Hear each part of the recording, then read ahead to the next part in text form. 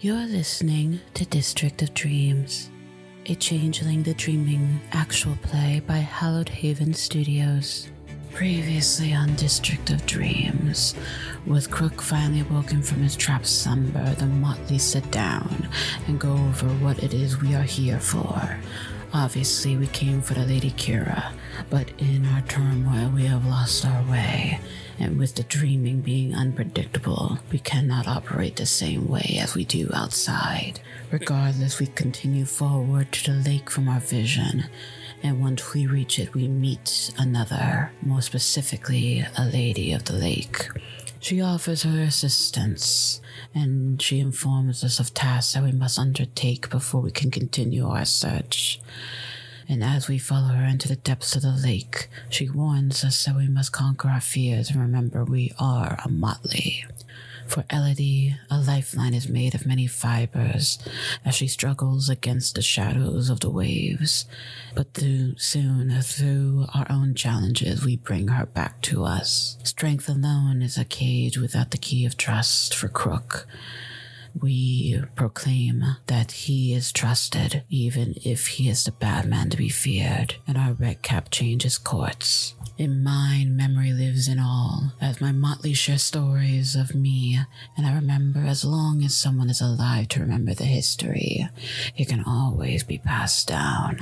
For Georgina, one must not be defined by what they have or have not, as our coat is taken, and we force her to remember it is not the coat that makes her who she is, and she has the coat because of who she is. And with that realized, the coat is returned. And then our dear Rowan, when every voice cries for attention, it is the silence that reveals the truth. He believes only his work can help us through our chrysalis, and yet he is reminded it is he himself who does the work, and his stories are simply a tool. And when we find ourselves, we are brought to the middle of the trees seen before.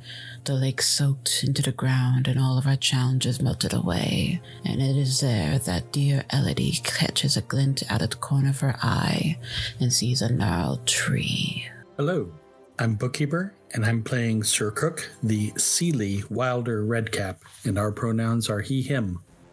Hi, I'm Hannah Marie. I'm playing Elodie Blight, the Clericon Childling. Her pronouns are she, her. My pronouns are she, they. I'm Clara Allison, and I play Georgina Byrne, a Selkie Wilder. My pronouns are she, they, and her pronouns are she, her. Hello, I'm Rob Davies. I will be playing Rowan Parsons, a Boggin Grump. Both her pronouns are he, him. Hello, I'm Madam Ava. I play Sequin Spellman, the Salua Grump, and we both use she, her pronouns. And I'm Bloodied Porcelain. I will be your storyteller for the evening. You stand in the middle of a copse of trees. The feeling of the water from the lake is slowly fading into distant memory as the dreaming starts to muddle over specifics, leaving you with the general impressions of what you went through. The feeling of water filling your lungs for Elodie. The feeling of learning to trust others to help in Crook's case. The reminder that you are your own person with or without your powers in Georgina's case. Elodie, as the world around you fell away, you caught a glimmer of something out of the corner of your eye, nestled at the base of a tree. Guys, do you see that? What? I point to the tree. It's like It's like the one that I saw, the one I told you about. As everybody else turns to look, nobody else can see the glimmer. Only Elodie can. I see no shine, child. Nor do I. But that doesn't necessarily mean it's not there. Oh, certainly. There's been plenty of times I see things and no one else can. So you're not at least going insane. That's the weed, though. Hush. What do you know about... Oh, you weren't talking to me. Elodie approaches the tree and kneels down at its base, but before she does anything, she kind of looks over her shoulder at the others.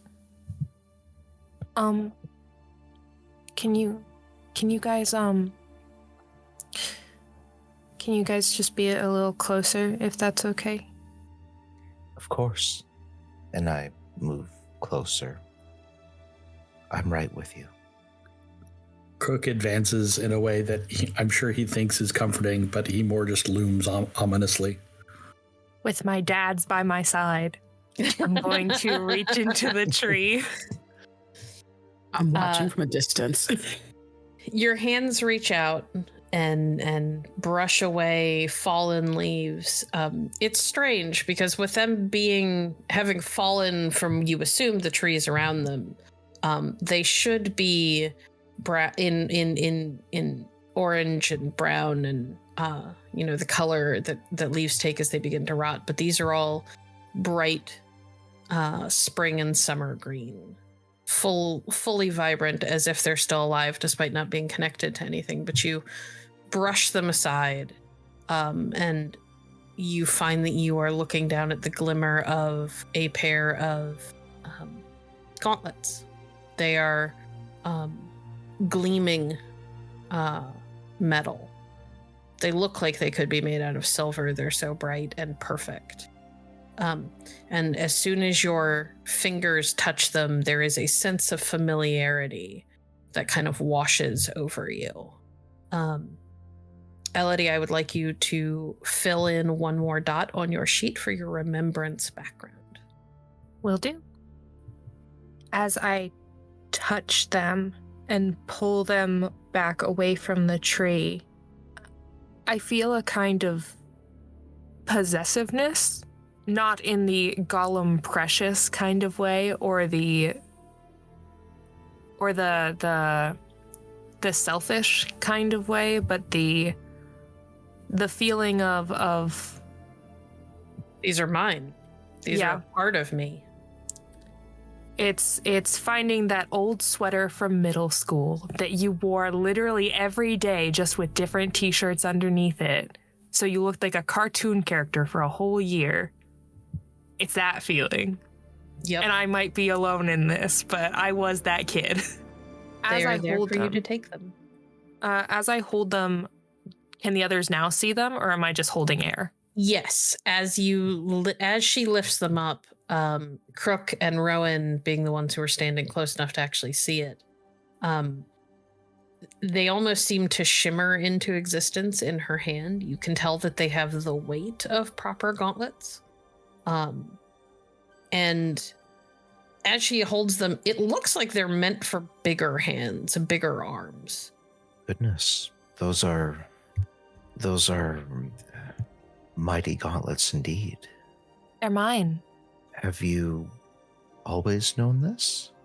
Yes. And no.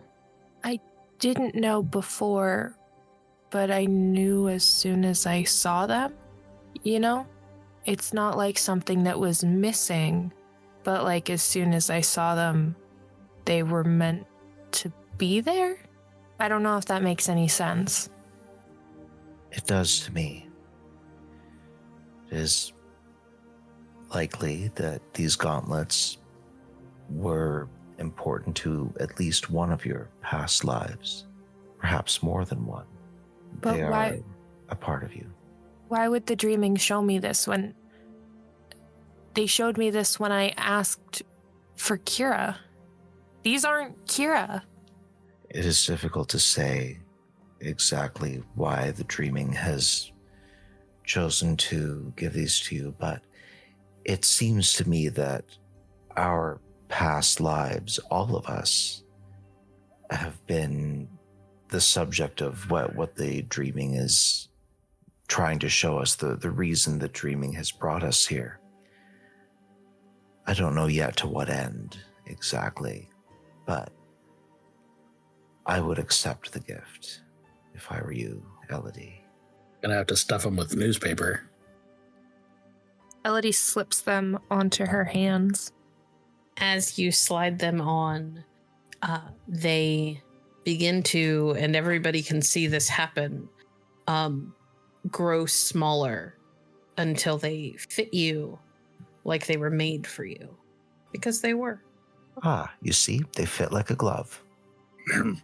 That was a bad joke, but thank you.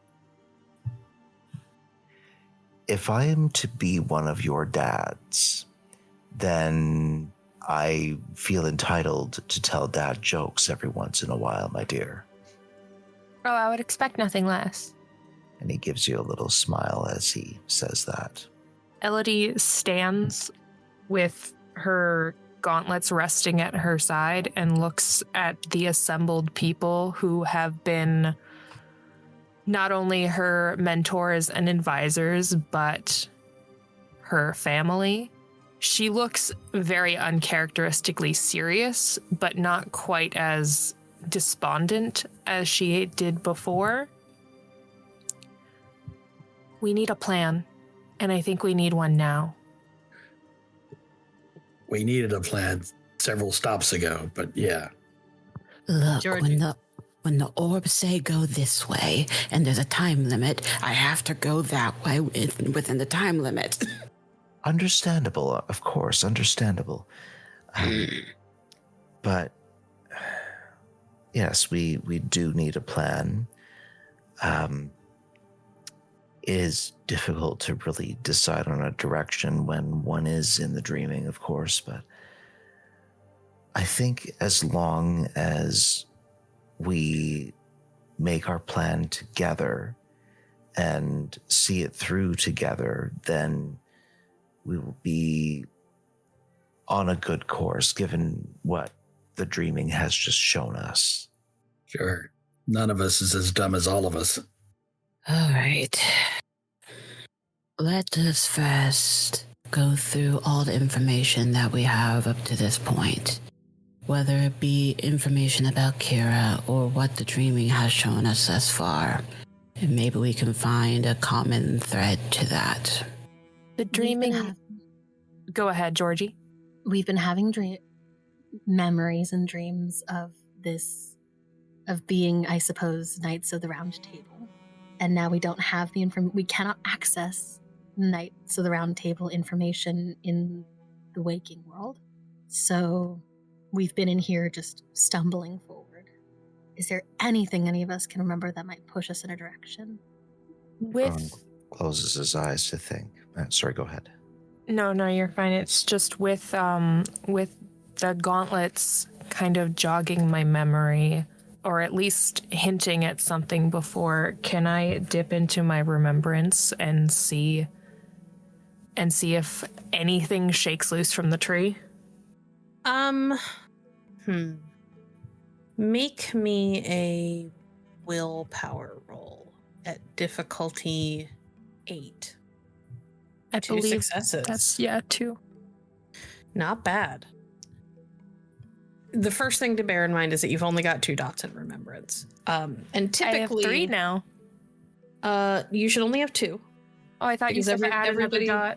Everybody started at 1, and you only get to take an extra if I give it to you. So you should only be at 2. Okay. Typically, remembrance is one of those things that augments a die pool. But we're not playing it that way because I feel like it makes it too gamey when it really should be a more story-oriented background.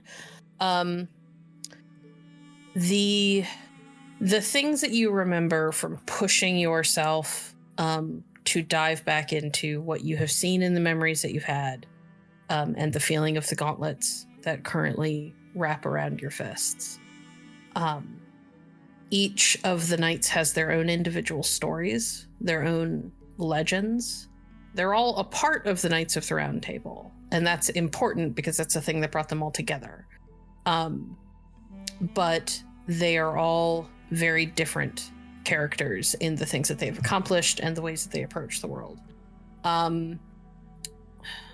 What you get from diving back into what you can remember and trying to push your memory to dredge up more about what you can remember from your past lives.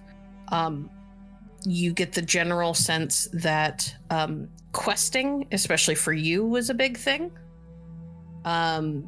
You also faced off against individual powerful and intimidating foes.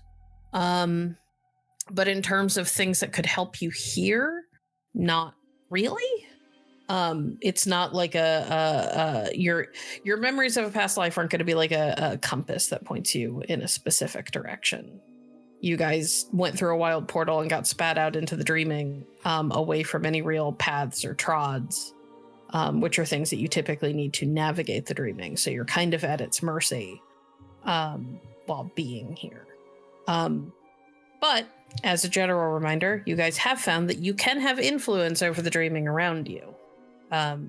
Crook recited a section from a book about finding the lake and the Lady of the Lake, and you didn't get there immediately, but you did get there.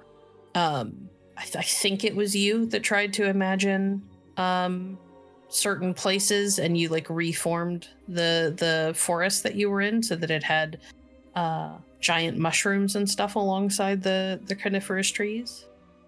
Yes, I did that. Yes, sorry. Rowan did that. There was something that was said. Oh, what was it? Something to the effect of the story doesn't begin if the heroes ignore the call to action. Is there perhaps something there? Do you think we ignored it?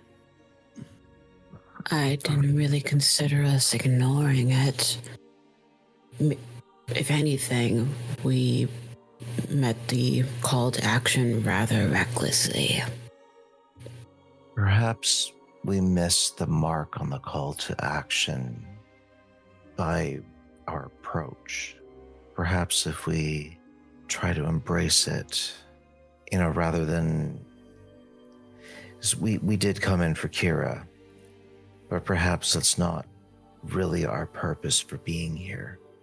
Much as I want to find Lady Kira and rescue her. I don't know. Well, it's as mentioned before. We've had visions about the Knights of the Round Table. We have seen wars waged of kingdoms long past. We even came across the Lady of the Lake. It may seem that our reason for being here may be tied more to finding answers to the prophecy, but I still believe that in finding those answers we may find the Lady Kira, especially due to her seeming connection to it potentially. There's a story in Tennyson that splits the difference. Oh. Gareth and Lynette. Gareth wanted to be a knight. Wanted to be a knight of the Round Table so bad, but he wanted to earn it. So he went to Arthur's court, pretended that he worked in the kitchens. Right up until the Lady Lynette showed up, said, "My lands have been seized, and my sister is being held hostage. Come save me." Gareth said, "I'll do it." And Lynette got all up in arms, like, I'm not taking the kitchen servant as my champion. And it was a whole thing. But I had to fight the night of the morning star, the night of the moon, night of noon, the night of night, to get in and rescue her from where they were being held. So are we the kitchen boys? We could be. point is, Knights of the Round Table will, if a lady is being held hostage, they go questing for her. Is that not what we're doing now? I think there's a difference. I think there's a difference between looking and questing, maybe. What did they do along their quest? What was the rising action before the great battle? Argue mostly. We've got Well, that. We've been yeah, doing that. Well, then maybe we're making progress. Please, no yelling. I need to get you some Beats headphones. I have some. They're just back at home. Not to be the downer in all of this, but how long do we intend to stay in the dreaming? Not that just in the food and water sort of way. Well, I don't know if we can just elect to leave it. Sigrid, Yes. will you please make me a perception and alertness roll? I will certainly try. Your specialty does not apply. Okay. You said perception and Alertness. alert. Does my nightmare point also be apply here? Yeah. Okay. So 4, 6. Actually, no, it doesn't. I'm sorry. Okay. 5. All right. Maybe it is the fact that you are desperately trying to block out as much of the arguing and talking and chatter as possible because they're getting loud.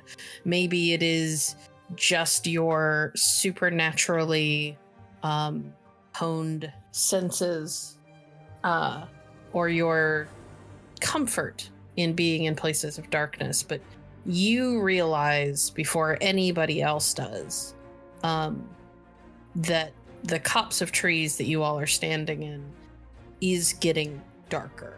Like sun is setting. And it's happening quickly. Yeah. Sure.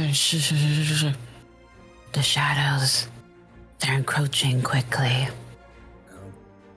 It was shadows that took Kira. Look around me No. nervously. It's more so just... I can't tell if it is the shadows that took Kira, but it is getting darker. Didn't you say something about nightmares and chimera and not great things that happen when you're in the dark? A lot of times. As that is brought up and Sigrun answers, you all hear a loud, long howl that kind of shakes you down to your bones.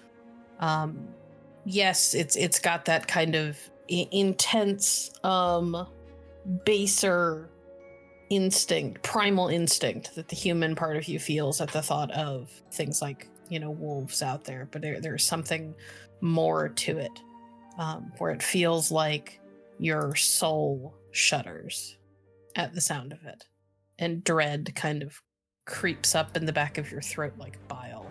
Everyone get behind me and Elodie. Tell me twice. I do so as I physically shudder. Goes without saying, yeah. Elodie kind of hefts her gauntlets like she does when she's about to shadow box. Okay. Hey, run. Huh? Yea, though we walk through the valley of the shadow of death, we will fear no evil. For we're the biggest, baddest motherfuckers in this valley. Fuck yeah. There is another howl. I would like everybody to roll me willpower. Hold off your rolls for 1 second, because I'm gonna roll first, and I'm gonna tell you how many successes you need, or not how many successes you need. What your difficulty is going to be is a better way of putting it. Okay. That is going to be a difficulty of 7. The dice resume their hatred. I got 2. Would you like to use lucky? Yes, I would. Because I keep forgetting that I have that. That would be why I asked. Appreciate you. You making your reroll? Yeah, sorry. I'm Oh. full of hatred and sorrow. Okay, well, it's not a botch because you always take the better roll. Yeah. It's not a botch. Okay, so we have 0 from Elodie, 2 from Rowan, 3 from Crook, 2 from Georgie, 1 from Sigrun. Elodie, you feel this other this second howl go up. And just as you were starting to kind of plant your feet and get comfortable with the idea that you could take on anything because it's you and Crook against the world, this howl reaches out and punches at the core of who you are. And you feel the same instinctive dread and panic you felt when you were underwater slide back up from inside of you. You haven't completely lost your nerve, but you will be at a -1 on your dice. So you'll be 1 die down on your pools. Understood. Crook, Yeah, I really need you to tell me I can do this. of course you can fucking do this. Didn't you just get your new shiny fists? I'm gonna try to believe you, because I think I'm gonna barf. Well, barf on them. Maybe they'll blind them. Ooh, acid. Sigrun, you are the one to notice it first. There are glowing green eyes. 1 set, and then 2 sets, and then 3 sets in the tree line around you. They are not as low as a dog's should be, and maybe a little higher than a wolf. A wolf should be, although you've never been like up close and personal with a wolf, so you're not sure. And you can hear the low kind of rumbling growl of these 3 beasts, which seem to be creeping towards you. She points them out. At least 3. What's the likelihood they're friendly? I'm gonna say somewhere between not at all and haha, fucking right. Sigrun just points out the sets of eyes, pointing out that there are 3 of them. And I made a sassy little quip in response to Georgie asking what are the chances they're friendly. Okay. You missed it. I'm sorry. I wasn't anticipating that happening. Well, if they want to be scary, and Crook will take a step forward, put on his best shark grin, they're going to need to come closer. And they want to scare us. That goes both ways. Red caps are scary. Okay. All right. Go ahead and make your wits and intimidation. Wits? Okay. Yes. Oh, well, I guess for you it would be charisma. I apologize. That's fine. The stat block I'm working from does not have the social stuff, so I had to roll the wits. So that's what I was thinking about. I am going to spend a willpower here so that my missing die from injury will just be a success. I keep forgetting you're hurt. And do either of my specialties apply? Yes. Your intimidation specialty would absolutely apply. What's the difficulty? Standard.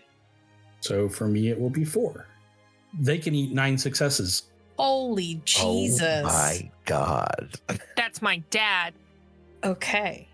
So, a couple of things happen at once. The first thing that happens is that they don't seem immediately cowled or terrified as they step out of the trees. They are still growling. But Crook, given that you have kind of zeroed in on them, you immediately notice that while they are still growling and they are still there, they're not in like pounce position anymore. And they stop several feet away, probably a good like 6 to 8 feet away. At the very edge of the copse of trees, you can see them. They are massive, black, almost mastiff looking dogs with glowing green eyes, and there are wisps of green flame that kind of lick up and around and off of their bodies. And rather than advancing on you, it's more that they stand in place for a moment and then kind of two go to one side and the other goes to the other side, like they create space for you to move forward, but they do not attack you. Sometimes things in the dark bite back. We'll be going. If anybody would like to, they can make me intelligence and gray mare rolls to see if you know what it is that you're looking at. Yes. I would yes. love to do that. Yes. Standard diff? Yeah. Actually, no. 3 from Georgina, 1 from Elodie, 0 from Sigrun. Poor Sigrun. Aw. Man, the ones really have it out for you. And I did remove the 1 dice. I was originally at 3. I rolled 2. I got you. 3 from Rowan and 1 from Crook. Okay. Everybody who rolled a success knows that you are looking at Kusith. These are black dogs or hellhounds. They are considered the harbingers of fate and hounds of the wild hunt. Anyone who rolled a 3 knows that they vanish when the sun comes up. They vanish like smoke. And that they are extremely territorial. They guard either their dens or whatever it is that they have been set to guard. Like they are guarding a king, the home of a king. These are guardians. This is either where they reside or they have been set to guard here. Just so I understand what you said, they moved as if to let us pass, correct? Yes. Okay. Well, let's not stand on ceremony. Puff it. I nod in agreement and move as soon as Crook and Elodie do, if they do. Keep me between them and you. Go on. Are we moving into like the darkness? You're moving towards the tree line between them. Okay. It is going to be dark on the other side because there's, trees, but you don't know what's there. As we go, Elodie will summon her flicker flies, using her summer. No, it's not realm. Art. That's what I meant. Thank you very much. Centering it on herself just to cast a little bit of light and some calming air to herself. If I could roll for that. Sure, go ahead. To summon. It's yes. I'm remembering. I know how to play this game. Lower whatever your difficulty is by 1. So that would be 6. If you are not doing a bunk, I can't think of a bunk right now. I'm scared. that's fair.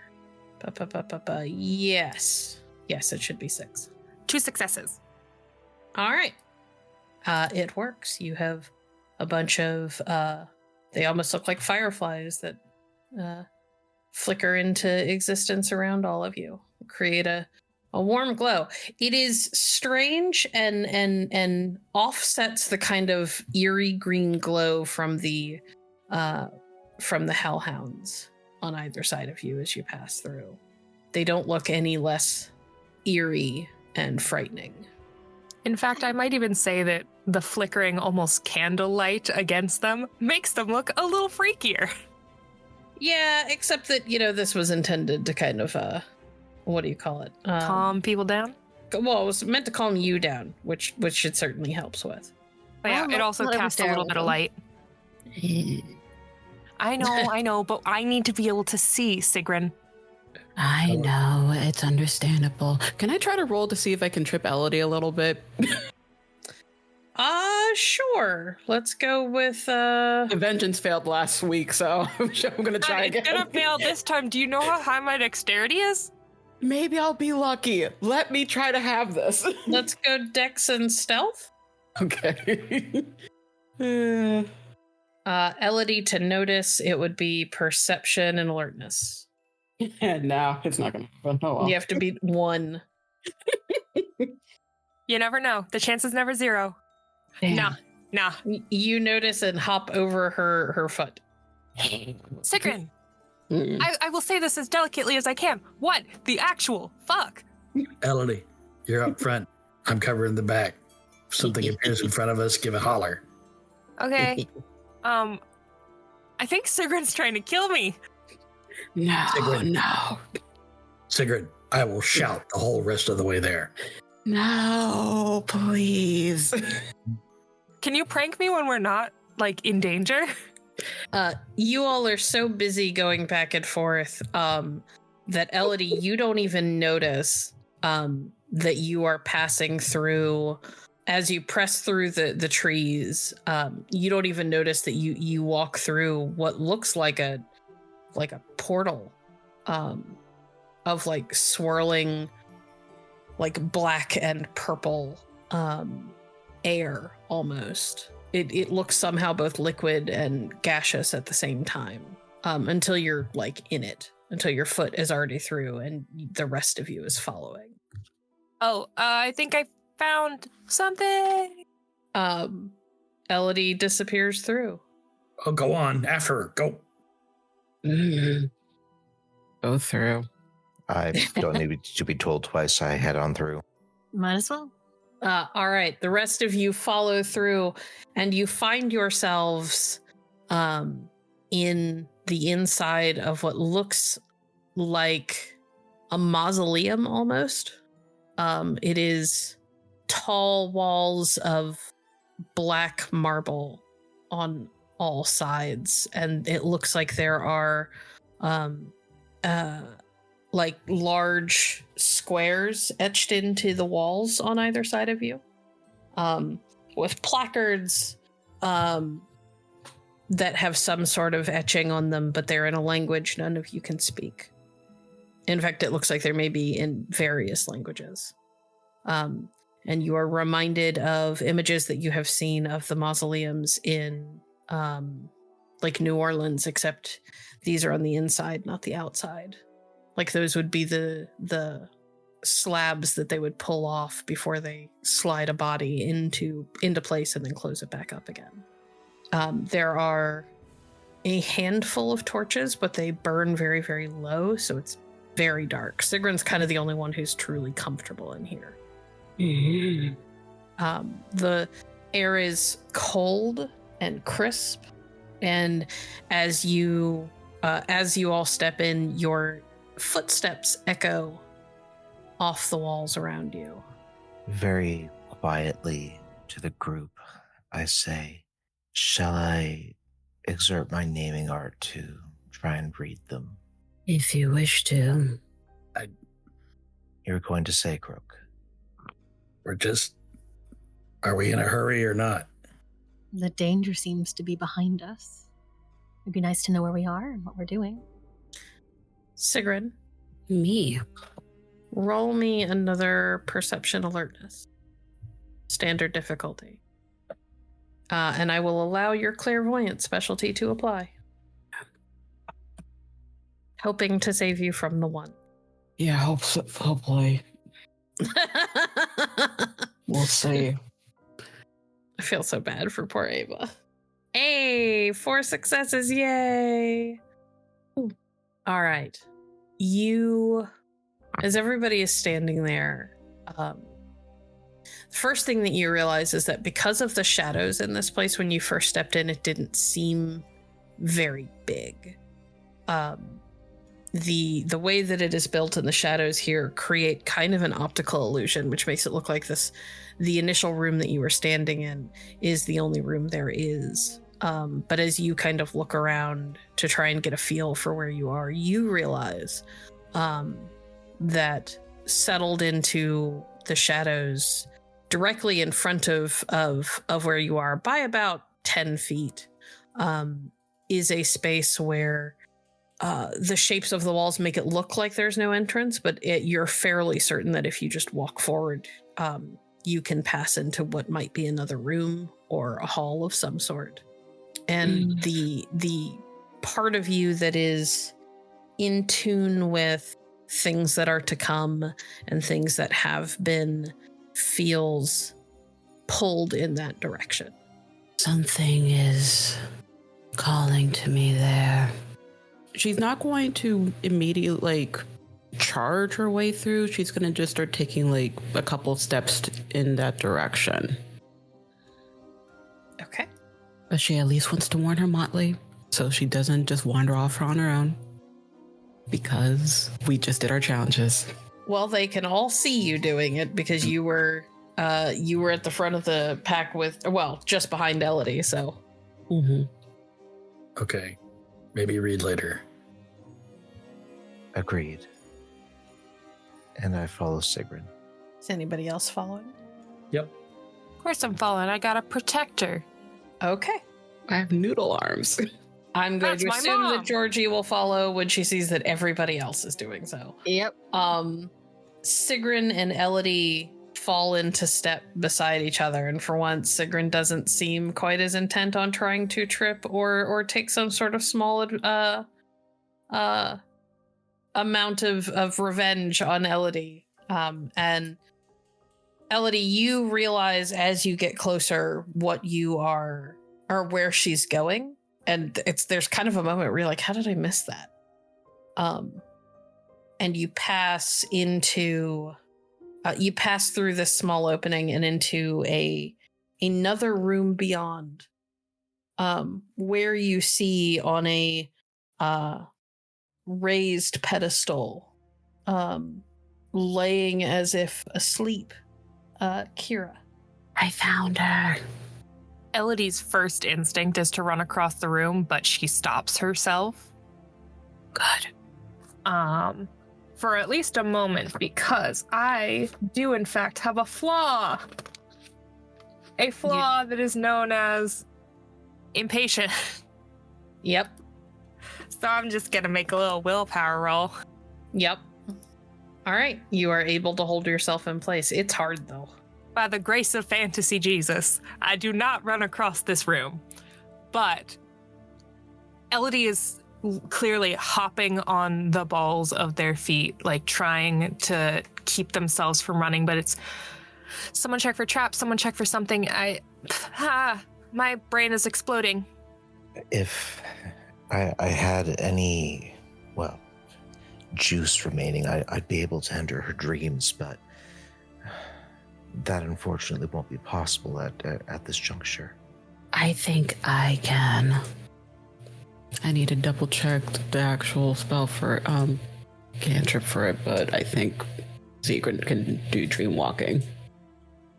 First dot of a Niromancy will allow you to do that. It costs a glamour to do. Yes. Yes. I do have that. If everything... First, I think Sigrun wants to make sure, the room is clear, so she'll check with everyone else to, check for, traps or anything, and if it seems everything's fine, then she would want to try to enter Kira's dreams. But first, check everything else. What exactly are you checking? I'm sorry. Say that again. Basically, is the room secure, safe, or clear? Any weird shenanigans happening in the room? But if that seems fine, then maybe try to see about entering into Kira's dreams to see how she is in there. I mean, at a glance, you don't find anything. You'd have to be more specific about how you're checking and what you're looking for. But it just looks like a room in a mausoleum. Hey, art historian. What architecture period are we in here? Doesn't matter, it's the dreaming. Might. Can I look at the space? Yeah. It does. I'm not going to have you roll or anything. It is not. It doesn't follow any very specific rules. It seems kind of medieval by way of Roman-ish. it's more about aesthetic than it is about belonging to a specific period from what you can put together.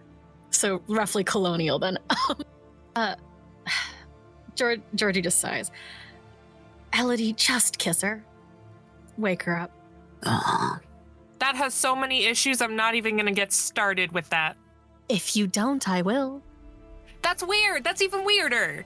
It is. Go do it. Is this like... Hold Indiana on. Jones, or are axes gonna swing from the ceiling or something? Is there anything in my pockets? I mean, maybe some, like, I don't know, a bus pass that doesn't have any money on it or something. Rad. I'm gonna How dare you read us like that? crumple. I'm gonna take my Metro card and just toss it into the room. D&D style. It just falls on the floor. Elodie, if you do not wake up Kira, I'm going to march over there and use spring on her myself. Okay. And I rush over, and stand over Kira and just brush a piece of hair back from her forehead and just... I'm not gonna kiss you because that's weird and gross and kind of pervy. Not kind of, that's really pervy. So, I guess I'm just gonna tell you that I think, I think you're really cool and pretty, and when you were taken, I missed you, and I really want you to wake up. And will that count as my bunk to use Awaken for my spring art? I will allow it, yes. And it will lower your difficulty by... I'll say it'll lower your difficulty by 2, because while it wasn't terribly complex, it sounded like it was something that was difficult for Elodie to say. Oh, she was choking on them words, because she has recently found out that if you whisper something to people while they're sleeping, they can hear you. Yeah, sucks, don't it? So I think my difficulty, you said difficulty for cantrips was at 8 in the dreaming. 8 is the base. Yeah. So now it's 2. Mm-hmm. Or 6, that's what I meant. 6, yes. And I think I have to spend a glamour for it to affect. I think... No, I have the noble thing. Yay me! I was like, didn't you buy up the realms for this? Yes, I did. Because a member of your motley is also considered a noble, and it makes everything harder. I want to mess with him. And it'll just be 5 because my -1 dice still applies? Yes. Okay, right. No, wait, no, they're gone, so no. Oh, yeah! I think I'm cursed by the devil, but like in a good way, because that's so many 6s. That is a lot of 6s, but you know what? Those 6s are considered successes, so... A success. 4 successes. You use... tell us what it looks like when you use Awaken. So at first, you wouldn't think it was magic. But growing up on like older fairy tales, Elodie has always had a love for subtle magics. Things that seem like the natural world is moving in a way that it should, but slightly tilting towards your advantage. She has always been extremely lucky. She has always been extremely quick, and her kind of magic is the magic you do not see with the naked eye. But as she brushes the hair away from Kira's forehead and makes her very awkward and pretty much confession, because it's almost certain that Kira has already seen her acting like a complete doof. It is something about the sincerity in her voice, the shine in her eyes, and the very earnest, embarrassed flush across her face and up to the tips of her pointed ears that almost makes it seem like morning light is slanting from behind her head and falling onto Kira so it slants across her eyes. Like when you don't close the curtains all the way and you get woken up by a sunbeam on a Sunday morning. Kira's eyes flutter, but for a moment it doesn't look like she's going to wake up. You can see her eyes moving behind her lids, and you can kind of tell that there is a part of her that is struggling to surface, like something is trying to hold her under in this deep, deep sleep. And then finally, after a moment of that kind of tense, holding your breath and waiting and watching, her eyes open slowly. I didn't know if that would work. Where am I? We're in the dreaming, Kira. Where specifically, not sure. Oh. Are you okay? I think so. She kind of sits up slowly, and you can see her like patting at like her stomach and her shoulders and her hips just to make sure that she's not bleeding somewhere. Yeah, I remember shadows and then screaming. I think it was mine. And Yeah, they took you. They who? We don't know. They were shadows. But we came after you. We came after you immediately, and your dad did too. I don't know where. What? Let's try to get her situated before we explain what's happening. She seems to have been through a lot. Not, and this is Sequin basically like, we're not going. It's not like the tone is we're gonna tell her about her dad. Let her wake up a little bit more first before we drop. Hey, he's missing too, but we've been trying to find you and not him. Type of energy. I was standing in a room, I think, and hands kept reaching out and grabbing at the air around me, and every time they kept grabbing these things I couldn't really see, and I didn't understand what they were. They weren't touching me, but then they'd pull, and it felt like they were pulling a part of me away. And I know that they took things, but I don't know what they were. I don't remember. It's okay, Kira. You're okay. We're here, and we're gonna make sure that you're safe, and we're gonna get you out of here. And Okay. And Let's figure out where we are, and let's figure out how to get out of here. Rowan, now we should do some reading. Right. And I head out to the mausoleums again. I'm sorry, did you said that this isn't a huge space, right? No, it's not huge. It's maybe 10 by 10. Okay. And would you call the it center space that you're in? You imagine like the overall building is probably bigger, but Yeah. Okay. So would I be able to use the first dot of the scene realm, which allows me to use, cover a small enclosed space? Yeah. Okay. Yeah. Perfect. Okay. So I am going to enact. Name of the power is Between the Lines. And this allows me to understand any language or learn intended meaning. I've got 2 dots in prop, which I'll put towards this, and then my 1 dot in scene, which will unfortunately bring the default difficulty up to 9. For my bunk. How close together are the mausoleums? I mean, they're all like side by side, so a couple of feet at most between the different plaques. Okay.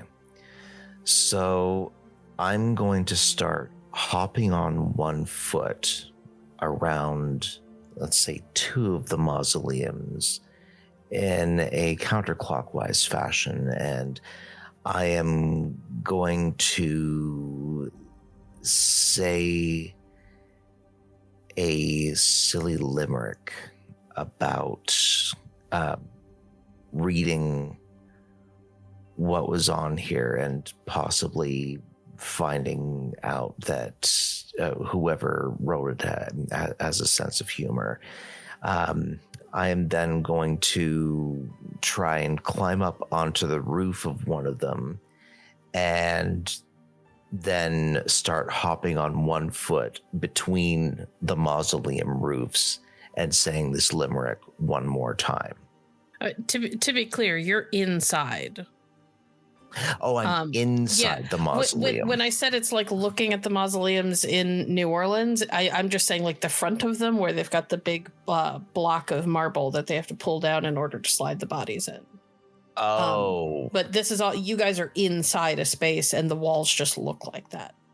Okay, so like a mausoleum, would they have, say, benches for mourners? No. Okay. You could absolutely do the round twice, though. Okay. Yeah. For the same effect. Yeah. Yeah, for sure. And then I will say it a third time. I will get down on the ground and I will start sort of doing the walking in a circle thing, like the whoop, whoop, whoop, whoop, whoop, whoop thing. Okay. And say the limerick while I am doing that. All right. I will say that will drop you to that'll drop your difficulty to 6. I can never unsee this. From 9? Yeah. Brilliant. Okay. So I will make that roll. That is 2 successes. All right, not bad. You begin to cast your gaze over these different plaques. The first thing you notice is that none of the plaques has just one name on it. What actually ends up happening is as soon as you read one name, it changes to another, and then another, and then another, and then another. I'd like to read these names aloud if I can as I see them. It's very hard to keep up with. They seem to shift almost as soon as your mind makes sense of one. Gotcha. So you can say a name out loud, like a very antiquated version of Michael, for example, and then next it'll say something like James, and then Isla, and it goes through it, but it goes through it really, really quickly. And it's just names, no dates. Correct. Okay. Do I get any sort of intended meaning behind this? Make me an intelligence, I guess a Greymare roll, difficulty 6. Okay, even though intended meaning is part of what I get from the cantrip. Yeah, this is more about puzzling something out. I'm taking the fact that your cantrip is helping you by dropping your difficulty down from 8. Fair enough. Cool. Thank you. 2. You get the feeling that what this is that, like a lot of the dreaming, this is representative of dreams that people have. And this place might be a representation of people dreaming about being interred after death, or perhaps needing a place to go to effectively visit a lost loved one. This is where people go to visit those they lost, that or perhaps dreaming that they have been buried. It is representative rather than a specific dream. Okay, cool. We should go. Indeed. Go where? Kira asks. Step 1, out of here. looking back at the so we went from one end to the other where the beer where the Kira beer was. Looking back the other way, is there a door? There is the vaguely swirling like space in the air that you stepped out of, but there's no door. So effectively you can go back the way that you came. If all else fails, go back the way we came. Very well. All right. So let us go slowly as Lady Kira regains her wherewithal. I'll go Are first. you okay to walk? I can walk. I'll go first, just in case the doggies are still waiting for us. I'll take up the rear. I'm going to miss being in such dreary coldness. Despite being told that she is fine, Elodie is going to try to help Kira. Have a hand on her elbow, make sure she's steady. She's definitely fretting at this point. She seems steady on her feet. She mostly seems a little confused and distracted, like she's trying to make sense of everything. She's got that look of somebody who is awake but not fully sure what happened while they were asleep. If that makes sense. Yeah.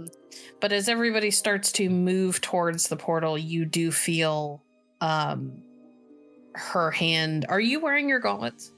Yes. You feel her hand reach out and slide into the crook of your elbow. Elodie looks up at her and her face goes pink again. She does not currently see that you are looking at her. She is looking ahead and looking worried, but you can feel her hand is kind of tight on your arm. She's holding on to you. If out of no other reason than the fact that you being there is a comfort. Are you okay? Yeah, I just I wish I knew where we are and what's gonna happen. But I know two things for sure. One, we can't be lost if we know where each other are. And I know exactly what's gonna happen. We're gonna head back to the coffee shop and you're going to study for your algebra test. And I'm gonna try to help and I'm gonna make a mess of it. And then we'll continue on that way. so there's a path outside? You know I how never to get out of said here? that. What'd you say, Georgie? We can make one. It's risky, but it's what we can do. What do you mean, make one? Paths don't... You can't... That's not how those work. Georgie will pull the chalk pen that she took from the coffee shop before they left out again. It's, again, high risk, but it will get us out of... It might get us out of the dreaming. We can use a portal passage. Georgie's really good at this. If you can make a door out of here... Yeah. I don't want to go wandering the dreaming without a trod or a path to follow. People do that and they don't come back. Yeah, who would do that? They sound kind of stupid. All right. I'd like to use portal passage then. All right. Tell me what your bunk is going to look like and where you're doing the portal and such. Georgie looks for a blank wall, and when she cannot find one, settles on the ground. Oh, no. Yeah, no, we're going to do the rock pen starts drawing a rough door on the ground. Okay. And as she does so, is singing to herself. So now we fly ever free. We're free for the thunderstorm. And keeps going until she's finished. She's drawn basically a hobbit door, complete with the wood frame, and fully just finishes singing until it continues to sing until she's finished. Okay. I will say that will drop your difficulty by 2. 1 for the drawing, 1 for the song. And then she spits on the door handle drawing to make it, there. Add a water element. deeply stupid every time. That's nasty. It is. It's fine if you do that. I'm not going to give you an extra lowering on your difficulty That's for fine. just spitting. No, that's fine. I don't have any other, we don't have water or food in here, else I just pour it over the thing. Okay. Lowered it by 2? Yes. Fudge, do I have, okay. Is this, do I have to upcast because of Crook and Kira? No, I don't believe so, because this is a prop and scene thing. This is not something for Fae specifically. All right, then. At least that's how I'm going to roll it. That would be silly. I'll take it. You do have to spend your glamour, however. That's fine. I'm not good at that. Difficulty 6. I'm trying to think if there's anything else that You is can throw willpower at it. And I will throw willpower on. And don't forget, if you have nightmare, that you have to include your nightmare. Gosh darn it. Yep. This is a wild looking roll. 2 successes. Okay. That's fine. That works out. You guys have enough time to step through if you would like to. Let's go. The floor shimmers and shifts, and you guys watch as a hobbit door forms in the marble flooring, kind of rises up slightly out of the floor, and a doorknob forms in the center to be grabbed and pulled open. Georgie will pull it open, and it just looks like it opens to water. In the floor of the tomb, there lived a hobbit. Just Go get on. in. I hold my nose and jump on in. As the lady said, fly, you fools, and I'm gonna jump in with Kira. Kira will hesitate after Elodie jumps and then take a deep breath and follow. Because I may have just drowned, but if there's anyone I trust, it's Georgie. Oh. Aw. I will miss you, darkness. Perhaps we'll meet each other in another life. And then she solemnly walks through. Crook will step up to the door, look at Georgie. Good job. And jump in. All right. You all jump in. The door swings closed on a room behind you. And what you all don't see is, as the door closes, another door opens in one of the walls, and a number of figures step through into the room, round the corner to look at where Kira was, and then there are whispered, angry words exchanged as they realize she is gone. For the motley, you all surface with a splash in freezing, frigid water. The feeling of the world and the air around you is not steeped in glamour the way it used to be, or the way that it was in the dreaming. You can tell that you are back in the autumn world, but you are surfacing in nearly freezing water. If not, there are little chunks of ice here and there from where the water was recently frozen. You can see that you are not far from the edge of the water. You basically come up at a point where you can stand in it. But there is a lot of splashing and spluttering at first as you're trying to kind of reorient yourself, as the world felt a little bit like you were tumbling through it for a moment. A weird transition, because Crook never did stuff like this before. He helps everyone out of the water. Are you okay? Fine, get out of the water. Did you hit your head? I'm gonna hit your head, get out of the water. I would like everybody watch. but Georgie to please make me a stamina roll. Stamina and athletics if you have it. Georgie is fully a sea lion right now and is doing the no. I mean, it's water stuff, so I can't make you roll for it. What the hell? I got 1 success. Yeah, I figured I would fail. Me too. But 1 success out of 6 dice? Rude. All right, Kira, Sigrun, and Rowan are all teeth-chattering, full-body shudders and shivers as they begin to try to climb out of the water with Crook's help. Crook, you are cold and deeply uncomfortable, and if you don't get out of these clothes, you may end up with hypothermia, but for right now, you're fine. And Elodie, your teeth are chattering pretty hard, but you're holding it together because you don't want to be embarrassed in front of Kira. Can we tell where we are? Yes, you guys are in DC. You are climbing out of the river, which is an deeply unpleasant experience. Hold on one moment. Try to find the exact space because I've blanked on the name. You guys are climbing out of the river, not far from the Lincoln Memorial. You can see it in the distance. You're near the Arlington Memorial Bridge. Look. Okay.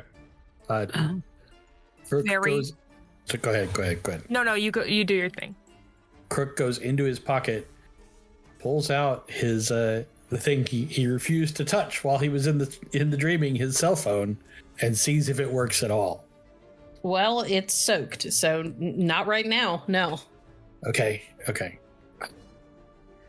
With 3 dots in resources, could I possibly afford a waterproof case for my phone? Actually, I will let both of you roll for this because you both have decent resources. Just roll me a single die. Call even or odd before you roll. Even for me. Okay. I'll go odd. We're covering our bases. Somebody's gonna have it.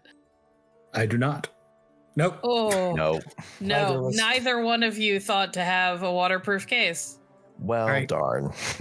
I will say that while this is going on, since I realized that we're in a pretty decently touristy kind of area, ? I haven't been to DC in like 5 years. Kinda. You're in an area that would be touristy. It's nighttime. So there aren't a lot of people. 2, you aren't like right up on the memorial. It's like in the distance. Are there any of those roving carts that sell the exact same DC sweatshirt that marks you as a tourist the moment you put it on? Not where you are right now, but you imagine if you get closer into where the memorial and stuff are, there probably are. Elodie is going to look at They'll probably be closed at this hour. Elodie is going to look at the shaking and shuddering people, realize that none of our phones probably work, realize that everything's probably going to be closed, and just, we should probably get moving. Maybe we can hail a cab or something. Yeah, we get close to the memorial. There should be a cab. Come on. Everybody huddle up. Teeth chattering. Georgie will haul herself out of the water and take her coat off again. I have a follow-up question. Am I dry? Are my people clothes dry after being a seal? Yours are, yes. Oh, my phone works. Rude. I just shrugs. I will pay for a ride share if you call one. Yes. Get an Uber XL. Have them meet us at the memorial. Let's keep walking. Walking. Be sure it's a minivan. You need me to carry you, Sigrun? No, you don't. Is it still bright out, or is it like... No, it's nighttime. Oh, thank God. No, it's fine. As we start, I'm gonna call the car and then start hoofing it to the memorial. And as we go, open my coat, kind of, and look at Sigrun like, I'm still wearing it. But you can get under here with me. Yeah, she'll shrug and like, yeah, Thank you. and she huddles with Georgie.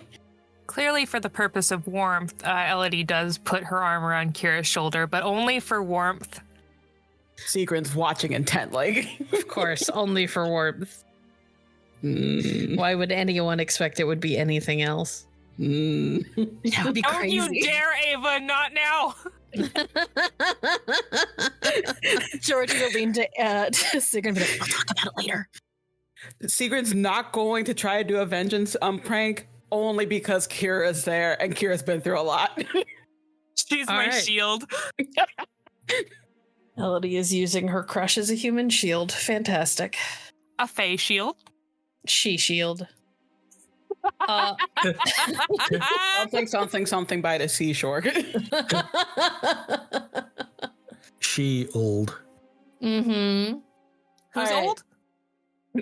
old? You all kind of hoof it along these open stretches of grass and whatnot towards the Lincoln Memorial. It is imposing in the distance and feels a little bit unreal and otherworldly after being in the dreaming where everything feels unreal and otherworldly. Being somewhere with something so concrete and sure strikes you as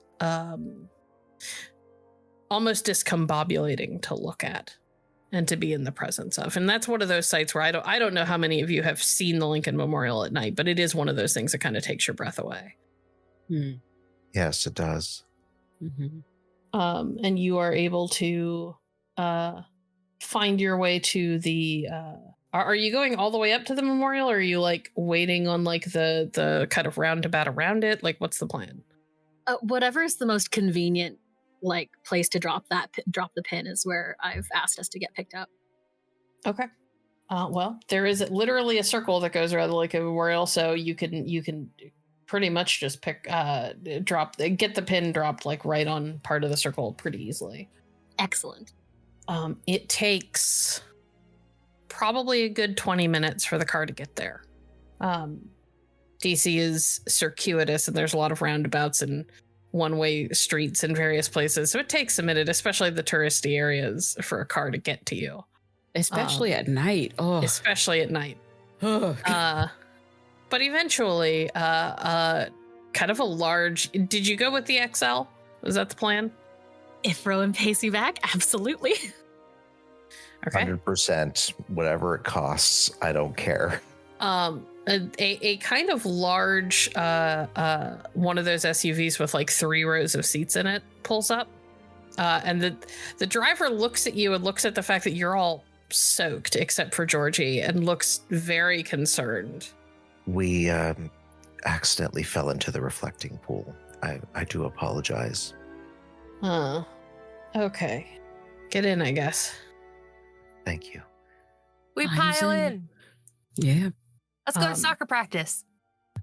Let's go home. Georgie, may I borrow your phone for a moment, please? Sure. Why?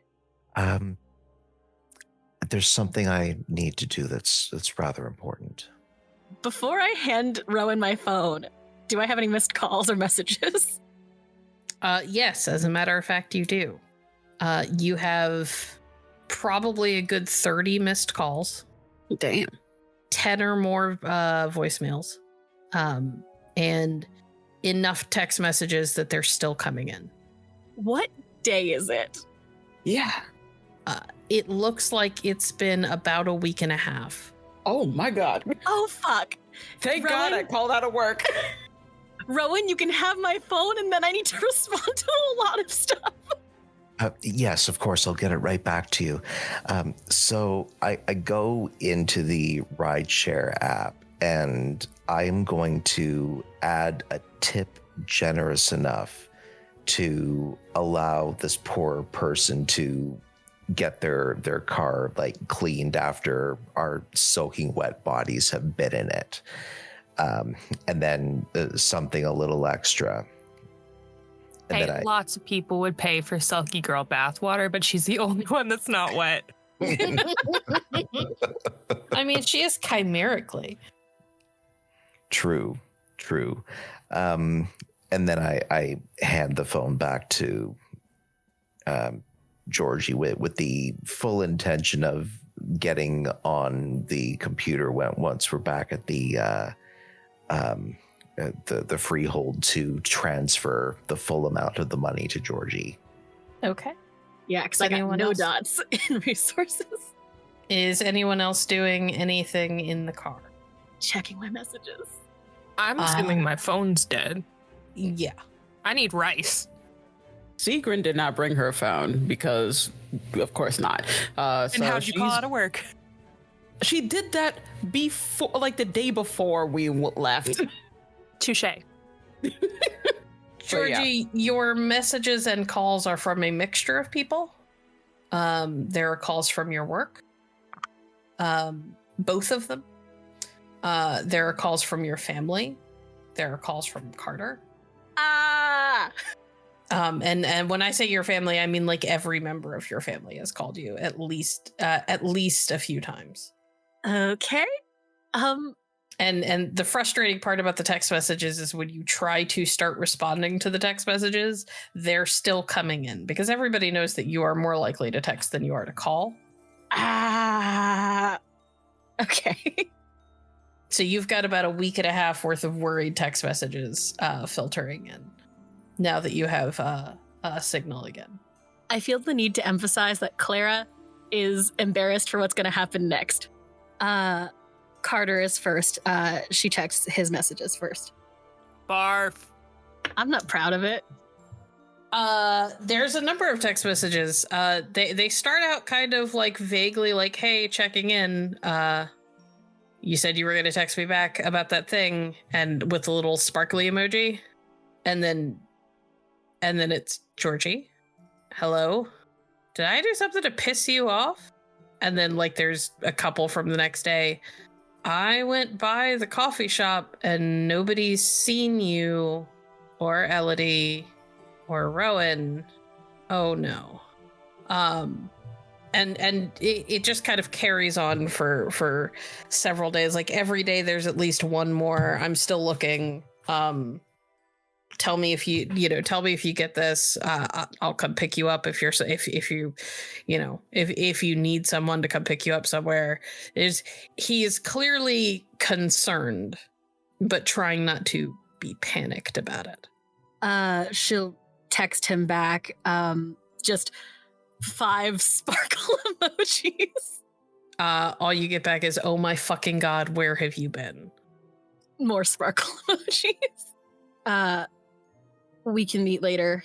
A lot to explain. We'll meet. We'll talk later. And then I'm gonna just go through the effort of like, I guess I have to call my family and call people now. Ugh. When you look at do you listen to your voicemails at all? Yeah, let me check my voicemails, I guess. When you listen to your voicemails, a lot of them are just, hey, we haven't heard from you, and people are kind of worried, and just let us know that you're okay. I love you, Mom. That sort of thing. But at one point, like the most recent voicemail from your grandmother is from 2 days ago. And it's from your grandmother's number, but it's not your grandmother, it's your grandfather. Georgie, I don't know what's going on or why you're not calling home, but you should be aware. I've called in some favors from some of your grandma's old compatriots, so to speak. They should be in DC by now. Call us if you get this. I'd hate to have to come myself. I love you. Bye. Oh, fuck. And that's out loud. That good, huh? I think I have family coming to town. Rowan We've will been snap gone and Stay get at our China. apartment. We've been what? I can put them up at my house. That's not the problem. Wait, a week? We've been gone a week. Oh, heavens. And then I look at the driver you know what? Maybe we don't have this conversation now.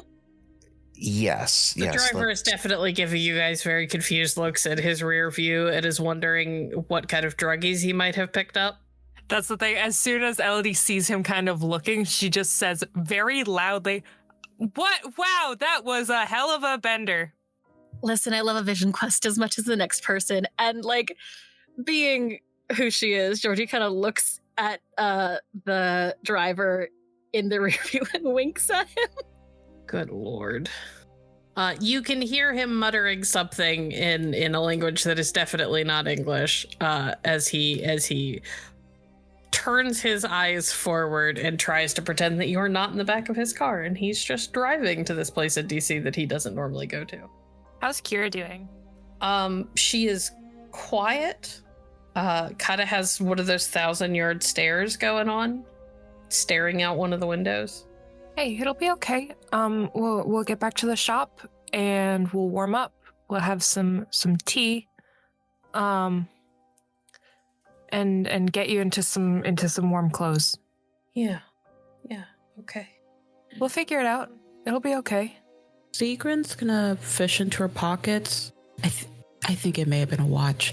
And pull out Kira's watch and hands it back over to her.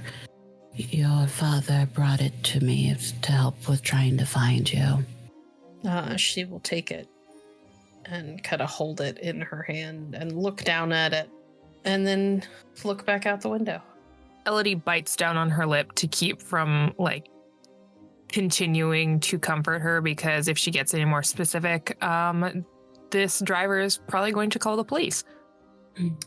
It takes a while to get back over to where you all live, but eventually the driver pulls up outside of the Magic Beans coffee shop, and you are all able to pile out. I immediately go over, unlock the door, and then head straight into the back to start preparing, hot chocolate, coffee, tea, and, some nice warmed baked goods as well to warm everybody up. And while I'm doing that, I'm also going to do the transfer to Georgie so that she has the money for this huge tip that I just left on her account. Okay.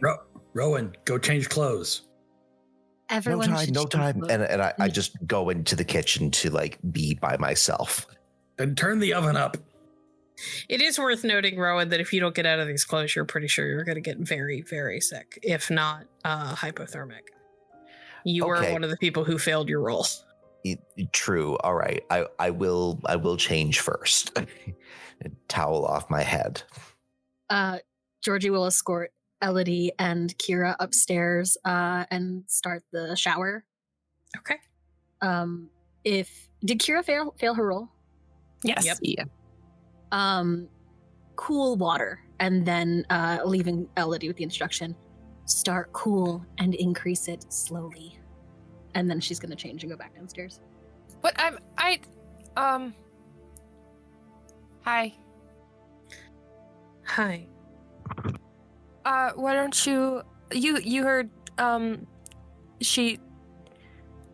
gonna get you some pajamas and you can, start cool and then warm it up. Okay, and I duck behind my little curtain. Okay. Leaving Kira to hopefully understand what to do on her own. Shower with her? How instinctive is to shower? Are the knobs on our shower? She's pretty smart. She could figure it out. Eventually, everybody is able to change, regulate their body heat again, and then head back downstairs. To be clear, Kira is in fact wearing pajama pants with rubber duckies on them. Of course she is. And mine have crab rangoons.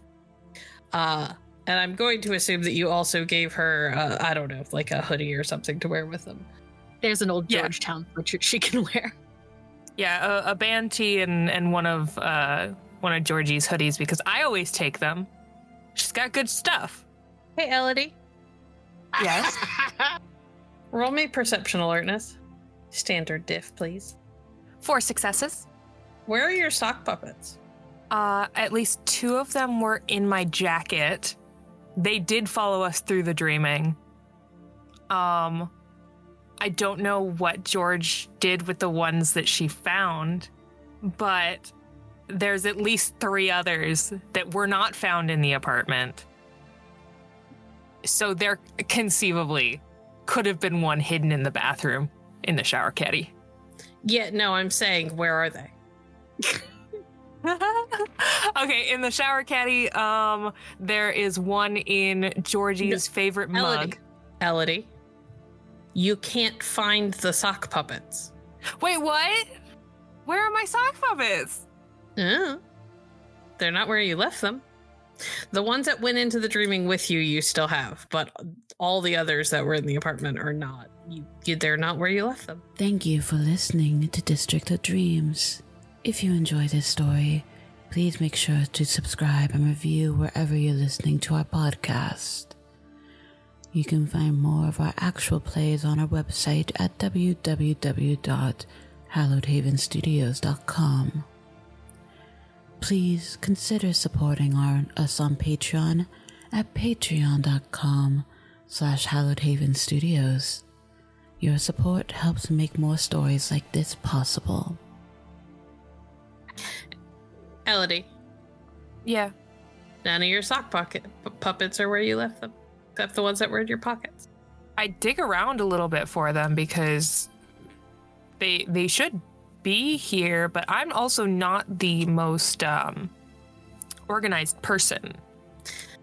Yeah, so not only are they not where you're sure they should be, or in any of the other places you think you might have tucked them, maybe you forgot that you moved them.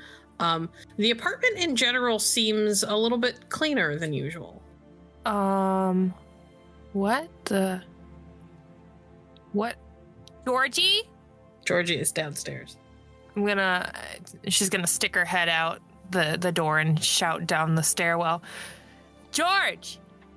George, fully that spine tingling, like, I'm being yelled at by someone across the room. I lived in a house. I'm half Mexican, half Irish. I know what it feels like to get yelled at We are both from remotely. big Irish families. Yeah. And so fully, unfortunately, that still tracks. And George leans into the hall. What? Did you throw away my puppets? I thought that was a joke. No, I haven't touched your puppets. We've been out. They're not here. Maybe they grew legs and walked away. Oh, wouldn't you love that? Yes, I would. So if you didn't do it and I didn't do it. Elodie, they're puppets. No, George, they're gone. Elodie And- storms upstairs. And Georgie storms upstairs. Georgie, you get upstairs, and now that you're upstairs and looking around, this place is cleaner than you left it. This feels suspicious. You didn't give Cameron like our key or anything, right? Who? She gestures like a pompadour on her head. The hair guy. Elodie, his name is Carter. That's what I No, said. he doesn't have a key. I'm gonna check my room for my shit.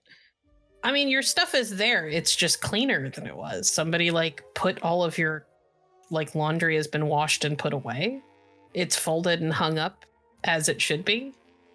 There are pieces that you are pretty sure you've never put away since you bought them. You just wear them, put them in the washer, and then bring them back in and like drop them in a basket or something, or on a chair in your room. Everything is put away, and some things clothes don't need it's to be been washed. vacuumed. You're not Georgie, even sure you own a vacuum. I'm pretty sure we don't. I don't like the sound. Georgie goes back downstairs. Rowan! I poke my head out from the kitchen and say, "Yeah, sorry, I'm just getting the brownies in the oven." Rowan, did you somehow... Did you do that? Do what? Did you call... Did you clean our apartment? As much as I would love not to take credit for it, whether I did it or not, didn't Elodie say that she had family coming to visit? No, I have family coming to visit. They are not Right, here. Are they you here? have family coming to visit. Well, perhaps they took it upon themselves to help you out.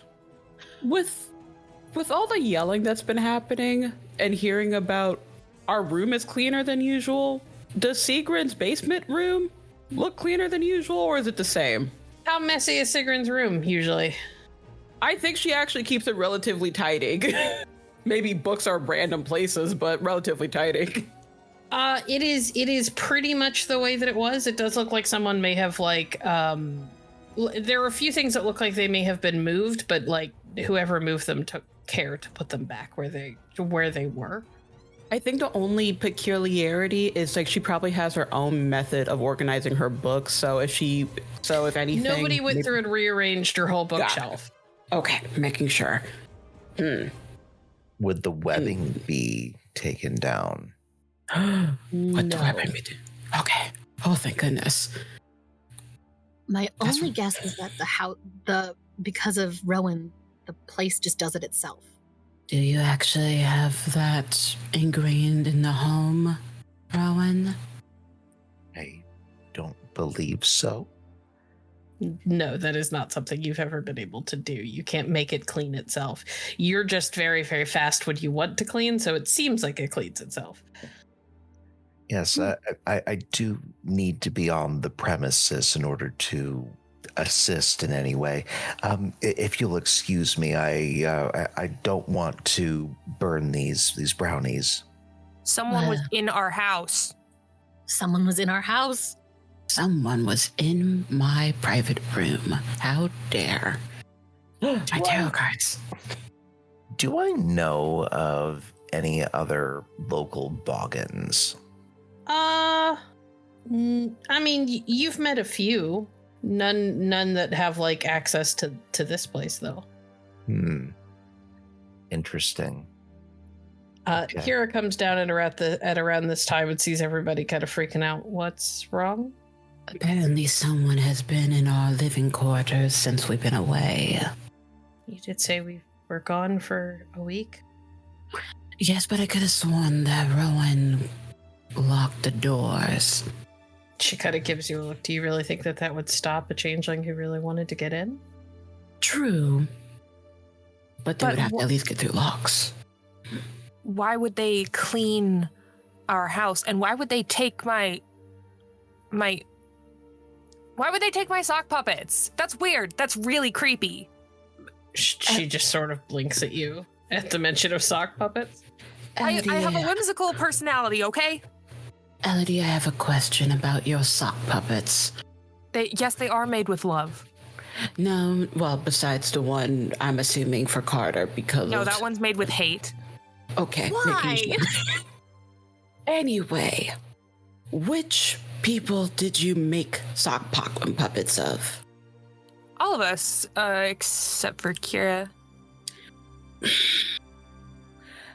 Storyteller, with Sigrun's whole way with divination and magic-y stuff, could it be a decent guess or a wild guess of thinking these could potentially be like totems or like voodoo dolls? If I someone will really say, wants to do it. I didn't steal each of your socks to make a corresponding doll because that seems impossible and very weird. Also, I'd be worried about crooks. No, I'm not stealing from Crook. Sigrun, make me an intelligence and Greymare roll. Cool. Most of the socks were in fact mine. Intelligence and Greymare. Whether he likes it or not, Crook's socks are washed regularly. Crook is just, how'd you get in my house? One success. In theory, they could be used as a totem. The ones that were made from like Elodie and Georgie's the ones that were made, Elodie's one that was made by her of her is probably going to be the most powerful as far as totems could go. But yeah, in theory, they could all be used for something magical. This is I'm going to just put this out just as a possibility because weird things happen. Someone probably thought they were totems of some kind. Or What does want that to mean? use. Do you know the concept of voodoo dolls? Yeah. That. Why would someone do that? Like I said, unsure. We also don't know the full story as to why Kira was taken. It could potentially be dealing with that or something different.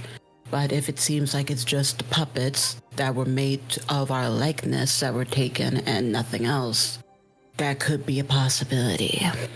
Well, was anything else taken? Was anything taken from your room, Georgie? Was anything taken from my room?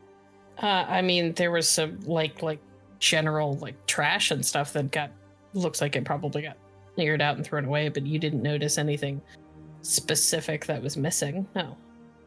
Nothing's missing. Clean, not missing. Same with mine. I would like to based on all of the texts that I'm slowly starting to respond to let people know I'm alive. Do I know when? Actually, I just need to call my grandfather. I think That might be wise. I'm gonna call my grandparents. A weird question, but really quick. The sock puppets that were with me, were those any distinct like characters in this motley, or were they just standard sock puppets? That's up to your discretion. You let me know. Depending on how important it is. You said you hadn't made one of Kira. I have not made one of Kira. Because that's really weird to make a sock puppet of your crush. One of them magically became Kira. One of them is I also have NPC sock puppets. One of them is modeled after one of your brothers. And one of them is modeled after this really weird character that kind of comes into the coffee shop every day and orders the same thing every day. You've given him like these comically oversized glasses, and like the, hair made out of yarn that you've kind of like purposefully frayed and made really poofy because his hair is always really poofy and frizzy. Yeah, I like that guy. You don't even know his name. It's not like he's not nice or anything. He's just kind of a character. He's got a really weird order and he orders the same thing every day and he sits at the same table every day and he's very much a creature of habit. In my head, I call him Dave. I called him Q-Tip. See, Okay. mine wasn't mean. His name is just Dave. Dave the Q-Tip has a sock puppet, and that's one of the ones that's in your pocket, and the other one is modeled after one of your brothers. Okay, yeah. So the ones that were of us are missing. Continue with your call. Wait, even Carter's missing? Yep. Wild. Yeah, continuing, first, let's get all of the other phones into Rice, I guess, and then continue the apology tour as I continue to text everyone I know to let them know I'm A, alive, B, trying to think of a good excuse as to where I've been, and C, I'm going to call my grandparents. Your mother is freaking out when you text her. She doesn't call you. She knows better. She's pretty sure you won't answer. But when you text her to let her know that you are alive, she is freaking out. Your boss is happy to know that you're okay, but makes it clear there's going to be a discussion when you come in tomorrow. I love that noise. It's fine. All right, so calling Granddad?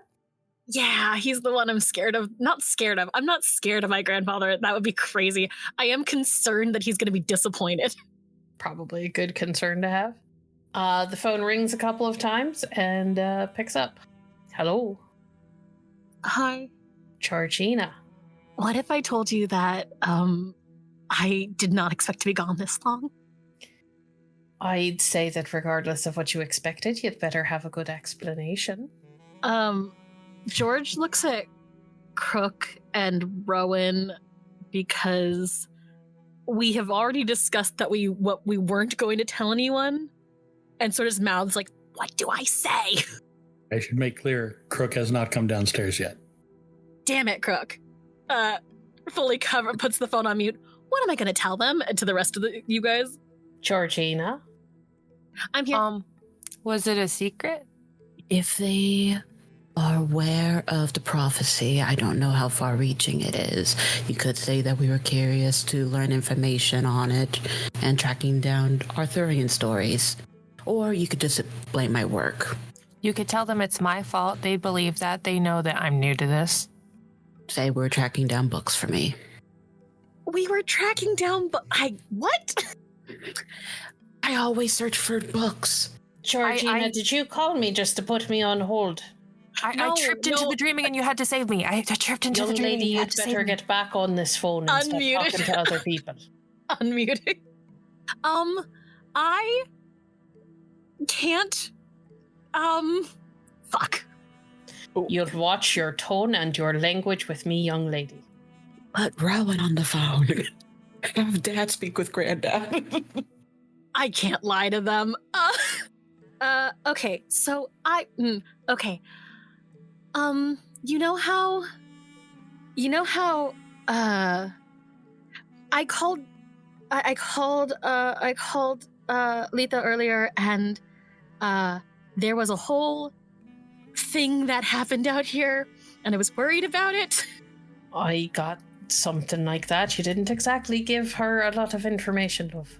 Well, we couldn't really talk about it because when we were going to talk about it, things happened, and then it was like, well, maybe we shouldn't, just tell everyone what's going on.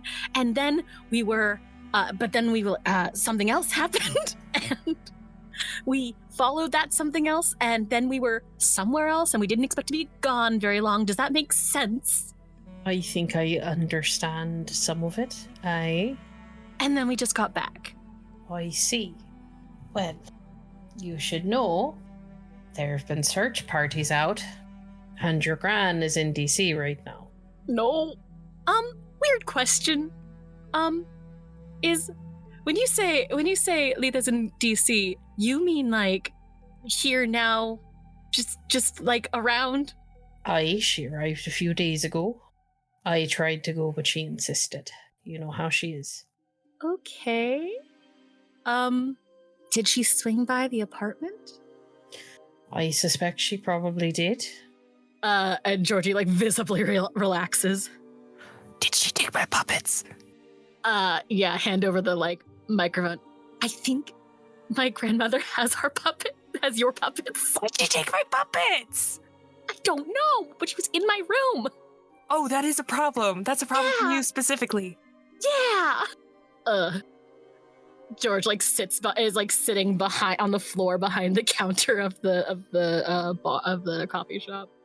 From the Okay. other room, Rowan just calls in. If your grandmother is coming, please let me know so I can put on some more tea and coffee. Weird. Granda is. She's here in DC. And you said she was bringing friends? Aye. Who's coming to DC? Oh, they're already there, love. You've been Who? gone for a week. I know. I don't know how we were supposed to tell you. I haven't heard a lot. I was told I had to stay here in case you showed up on the West Coast. But my understanding is that she traveled with a group of friends from Pacifica to look for you. Clara makes a weird sound. Georgie makes a huffing sound that you would recognize from the way she sounds when she's annoyed as a sea lion. Okay. Well, tell everyone I'm fine. We've been elsewhere, and we only thought we were gone for 3 days. Well, I'll let the family know, but you're going to have to deal with your grandma. Yep. Good luck. It's fine. Oh, don't say that. She seems like she would understand. This seems like that we're gonna be fine. I love you. I'm sure you'll figure it out. I love you. Tell everyone I love them. Oh, I will. okay. I'm going to go calm down your mother. Yep. And he hangs up. As soon as Georgie's off the phone, Sequin's gonna just like peer over like the table and just looks down. Are you a liquor drinker? And if you are, what type are you? I don't usually drink, but rum. Ooh, good choice. And she goes back down to the basement and comes back out with some rum and a whiskey for her. You look like you need some shots. I would rather be sober, because the next call she has to make. Next call she's gonna make, and she will accept a shot of rum, is her grandmother. It doesn't even ring twice before it picks up. Hello, Letha. Georgie? I'm so sorry. Georgina Byrne. I can explain. You will be. I'm on my way. And she hangs up. Okay. Oh, that was short. You're in trouble. Oh, shit. I need to call Elodie. my brother. I do have a suggestion on probably a better, more truthful way to explain things. We were under the employ of one of our benefactors, and he strongly requested silence and privacy on the matter, and so we cannot give too much detail on it. That way, you put it on Kira's parents. Yes. This feels very middle school. But it is technically true. Would the rice have resuscitated my phone by now? No. Phones have to be like in rice for like a day or more. I've never been irresponsible enough with my phone for tragedy to strike, so I've never had to do this. It's like Elodie, 20. a suggestion. You know your family's numbers by heart, correct? I know 2 of them. If you want to have an app on my computer, we can send text messages that way. Me, Ava doesn't know doesn't know the specifics of it, but I do know that's a thing, so just roll with that. That way you don't have to wait too long. Okay, yeah, because I should probably check in with Rodney and Naomi at the very least, because they probably would have called me in the past week. All right, come with me. We'll usher you downstairs and set you up on the computer to chat. And Seagrin will look at her phone because she did not bring it with her and look through her emails that way. Okay. You mostly have emails from your boss at work trying to figure out when you're coming back. It's all pretty straightforward. You have a couple of friends who texted you throughout the week. They're not like freaking out. They're just like, hey, you want to get coffee? Haven't heard from you. Talk to you later. They're used to you being really busy. These are all friends from like the old library that you used to work at. So Anything from Carmine? Yeah, like a general check-in. Nothing too specific. Okay, we'll casually respond to those. Elodie, Hello. are you gonna call your fam? Yeah, I'm gonna either call or text whatever I can do from the computer. As I said, Naomi and Rodney. Rodney is one of the twins who is just... I say just. He's 5 years older than me. And then Naomi is second oldest sister, 7 years older than me. Okay. Read off what you're gonna send them. Hey, with like 13 E's and 4 Y's. So my phone is definitely broken. Definitely not my fault, but this is kind of the first time I'm able to reach out. Some crazy stuff has been happening, but nothing like bad crazy. More like, oh wow, work been crazy. There were a few trials this week that I had to illustrate for, and obviously you shouldn't have any like kind of devices on in court and things like that because they might make noise, and it's the more she goes on, the more rambling it gets and the more nonsensical. But she's really, really trying to figure out how to talk around the issue and to explain why she has been gone for a week and a half without calling them, because she talks to Naomi at least once a week, texts her multiple times a week, even if it's just like sending dog videos back and forth. And Rodney, she talks to consistently a couple times a week. They reach out to each other all the time. So she's trying to definitely talk around the issue. Feels terrible for lying, but it's essentially, it boils down to just a kind of bullshit excuse of, yeah, my phone got broken, and you know me, disorganized, irresponsible Elodie, I just got around to figuring out how to reach out. Okay. You do not immediately get answers back, but it is a little on the late side, so you might not get anything right away. Especially because they don't really know, they didn't know that you were missing, as far as you're aware. They just knew that you weren't answering your text messages, which isn't hugely unusual for you. For them, with them, it is a little unusual. But for the rest of the family, yeah, they could send me something 3 weeks ago and I just see it and say, wait, what? Yeah. You don't get anything right away. Okay, thanks, Sigrun. I'm gonna go back upstairs and make sure Kira's okay, and hopefully Grandma doesn't kill us. The baked goods are ready. All right, you guys smell the wonderful, inviting smell of brownies. And you Brownies, all have, cookies, hot chocolate, coffee, tea, it's all there. you all have some time to gather yourselves before you get the visit that you were expecting from Georgie's grandma. And maybe others. Where's Crook? Crook is still in his room. Crook has changed out of his wet clothes, put on dry clothes, is sitting near the radiator in his room, got the window cracked, and he's smoking. He has taken a flip phone out of his sock drawer in order to call Godric. You said you were calling Godric? Yep. It's late. I might just get his voicemail. But It does go straight to voicemail, in fact. I will leave a message that says, I was gone. I am back. My phone is busted. If you want to know more, come by or send a car. And that's it. But when I smell brownies downstairs, I will get up, we'll start to walk out, stop, we'll turn back. There's a print of Van Gogh's Starry Night on the wall. I turn it over.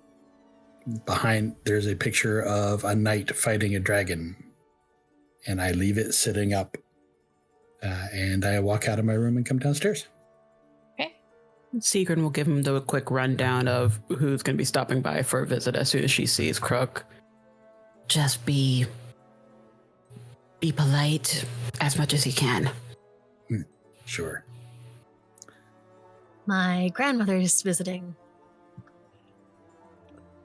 Georgie, speaking of which, what does your grandmother like food-wise? I'm sure that if I can have it ready in a jiff, and perhaps it will help to smooth over the situation. George thinks about it. Champurrado, if you have it. I'll whip some up right away. And he goes into the back. Actually, Rob doesn't know what champurrado is.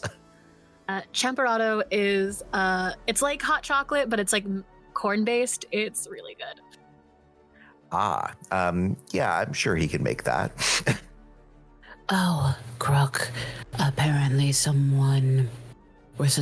Georgina thinks it may have been her grandmother, but someone has been in the house.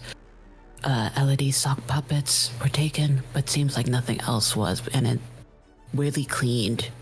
Elodie emerges from the kitchen with a cup of tea for Kira and just goes, "We can stop saying sock puppet. We could just call them like puppets." You know. You want me to stop talking about your sock puppets? This is now her prank. Sigrid finally gets her revenge. Elodie sits down next to Kira and passes her the teacup without saying anything. Kira wraps her hands around the cup, and anyone who looks at them can tell that her knuckles are a little bit white. She's gripping it probably a little tighter than she should. I'm not looking at her. I can't make eye contact right now. Kira, if you want to go somewhere privately, you can always come down to my room. That's perfectly fine. I'm okay. I'm okay. All right, just let us know. I come out of the back with a champurrado. It's like not nearly enough time to have made one, but here it is. Yeah, I'm not going to make you roll for that. We need all the luck we can get. Lady Kira, is there someone we can call for you? My father. Sounded like you don't know where he is either. We can always try to call and see if he simply did not go into the dreaming. And it's the dreaming. It's weird. Who knows? He might have cell service. Yeah, that'll be our next call. He's got that Fey TNT. Sigrid, at least. I think Sigrid has his number, so she can do that while Grandma comes in. Oh, I forgot. You guys had like a weird thing happen. Just You guys had a moment of very intense eye contact following a realization of how flexible you are. Hey, what? You weren't here for this. You were escaping a fire. Yeah, you were being evacuated. Yeah, weird things happen with Secret and Mr. Rhodes, but don't worry about it. It was very intense eye Lord contact. Rhodes, thank you very much. Oh, Lord Rhodes. I'm so sorry, sir. You can come God. home. Okay.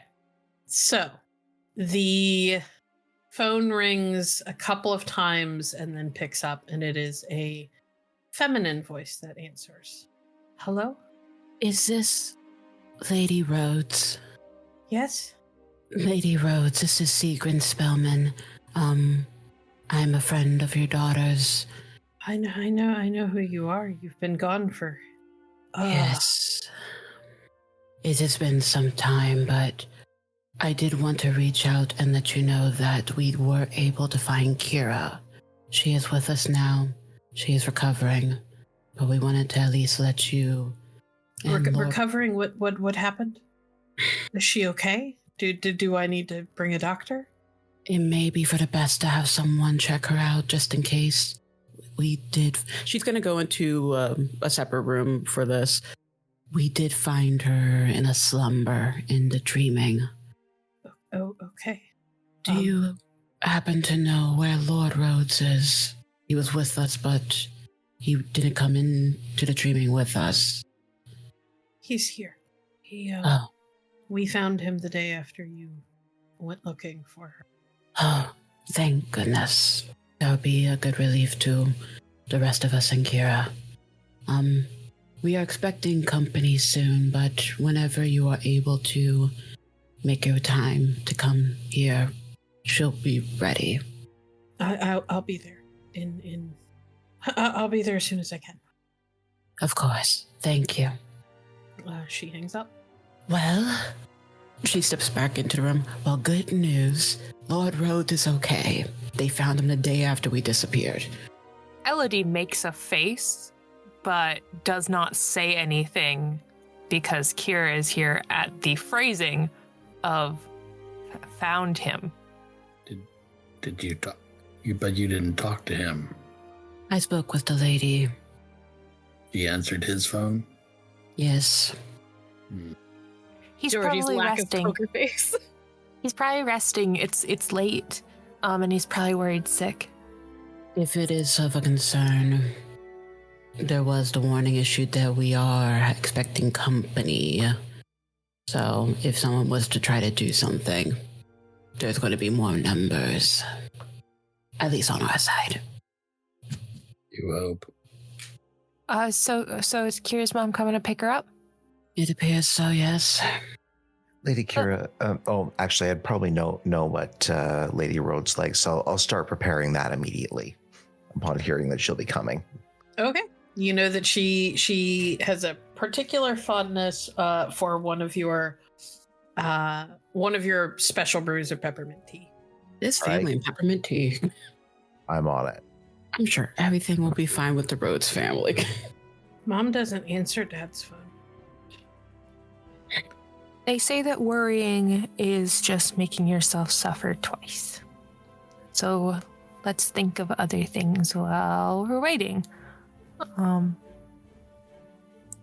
Lady Kira, what does your mother know about you and your father? Everything. Okay. Just checking. Have any They're of not- us? Well, Have they're any not. of- They're not as close as they used to be, but she's one of us, so Have any of us met Lady Rhodes before? you would have to. That's the only way Rowan knows her drink order. No, true. Are they still Well- together? For all intents and purposes, at least on paper and in public, yes. Okay. You get the feeling from the way that, from the fact that you never see them together, and what Kira just said, it might be a formal relationship It's a royal marriage. or a strained one. Something happened with the family some time ago. It was Sigrun. They don't see as much of each other as they would like. Actually, they probably see about as much as each other as they want to see. Stop casting. We can't keep casting dispersion on these people when we don't know their lives. Regardless, we know the Lady Rhodes. Kira, you know your mother more than we do. If you feel something is off, you can let us know. Should shrug a little bit. What were you going to say, Crook? Do we know what house? Lord Rhodes has always kept his house kind of on the down low. Do we know what house Lady Rhodes came from? No, but mostly because you guys don't interact with her all that much. Like, you've met her, but it's not like it's not You're like not she's friendly. around all the time. Yeah. Okay. Well, let's deal with one family at a time, I suppose. This is a silly question. Pacifica and I don't know where we are now. They're like fine, right? What do you mean they're fine? There's not like just being from one place or another, like one. I want to say kingdom. That's not correct. Duchy? Actually, what? One duchy to another. Like that's not a problem, right? As long as they present themselves, no. Okay. Your grandmother could pretty much go wherever because she's not technically Kithane anymore. Cool. Storyteller. Hmm. In order to cast a cantrip on something to eat, would that be nature for realm? Or would that be prop? Sorry, say that again? In order to cast a cantrip on like food, would it be prop or nature? A prop, I guess? Okay, radical. Because I just remembered that me and Crook are still hurt. Oh yeah, we should do something about that. Because Elodie still is dealing with some of the effects of being so tensed up and almost drowning and being without oxygen for a certain amount of time. Not enough to really hurt her, but enough to fuck her up a little bit. And Crook was almost completely split open. So I am going to take some of Rowan's brownies and I'm going to cast. I believe that it is Well of Life. Yes, it is. Well of Life. If I am allowed. Sure. Okay, perfect. Are you going to do a bunk of any sort? For spring it is. I don't think I can think of any right now. I'm a little panicked because this is a new art. Okay. Well, then your difficulty is going to be 8. 1 success. All right. And which cantrip is this? Well of Life. So the realm determines the sort. Simply being in the proximity of a focus of the Well of Life restores a bashing or lethal injury during the scene. Touching the target of the cantrip heals a bashing or lethal each turn. Consuming all or part of the focus of the cantrip restores all bashing and lethal damage and also heals 1 aggravated damage. 1 success determines the duration. 1 success equals 1 minute. Okay. So I'm going to cast it on the brownie and then split it and hand half to Crook. Eat this, you'll feel better. Thank you. Thanks for not letting me die. Or whatever. And then I'm going to shove the brownie in my mouth and nom nom nom nom and wait for Grandma. You both regain 1 level of bashing or lethal. I believe if it's consumed, it's all... Yeah, but you split it up with him. Oh, sorry, I must have misinterpreted it, because if you eat all or part of it. Right. I'm reading that is meant for 1 person. Okay, that's fair. And it only lasts for a minute, so... Do they get re-injured afterwards? No, it just over the course of the minute, they heal up. If we don't eat it in a minute, it's bad. It has shelf life of 1 minute. Okay. Did anybody else want to do anything in the intervening time before Georgie's grandma shows up? I have dots in medicine, but it seems like they're actually handled, so I don't need to do it. Okay. I mean, I'm still hurt. Yeah, can take technically I am too. You could kiss it better if you want. I'm gonna grab the, I guess, first aid kit. I'd like to at least look at Sigrid. I'm mainly just bruised. I'd like to give Sigrid an ice pack. It is appreciated. Yeah, Sigrun, you feel like with an ice pack and some like ibuprofen and some sleep, you might feel better. Cool. You're gonna be sore for a few days, but you'll be all right. I just want to hope that I don't have to fight anything. Please.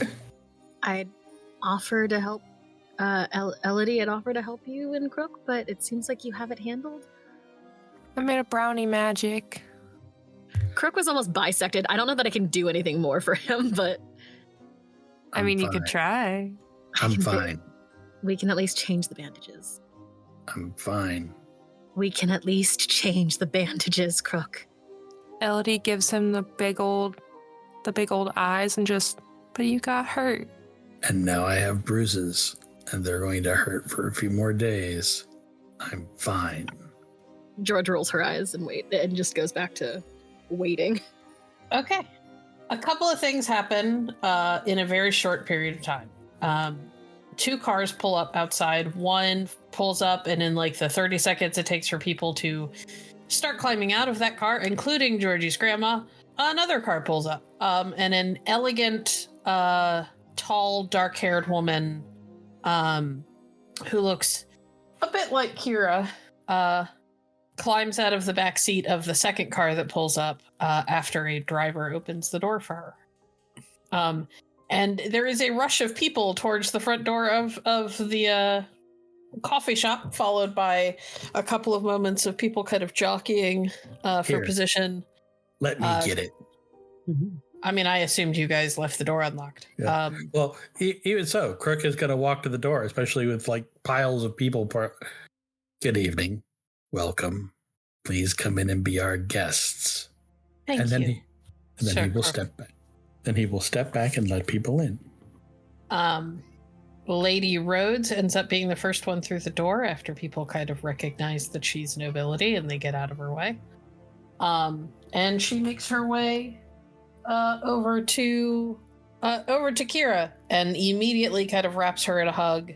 Kira still got that 1,000-yard stare, but slowly wraps her arms around her mom and hugs her back. And the rest of the group is preceded by a little old lady. Georgie, would you like to describe your grandmother for the rest of your motley who have never met her in person? Yeah.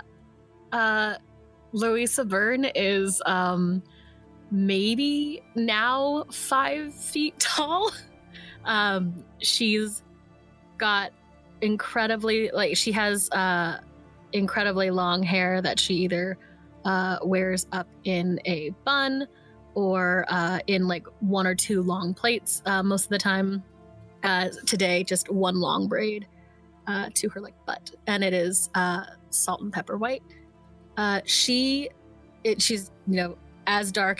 She's a little darker than Georgie, and like you would assume, and she's clearly old. She's clearly seen a lot, but is still very like spry.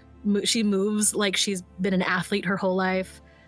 She's definitely still got some muscle, as like stocky, and her hands are just.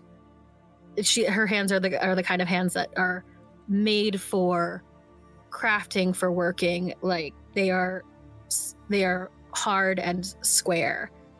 And it is worth noting that she moves like she owns the room. She doesn't have the imperiousness that like Lady Rhodes does, but she She moves like somebody who has all of the confidence in the world and is utterly at ease with who she is and where she is.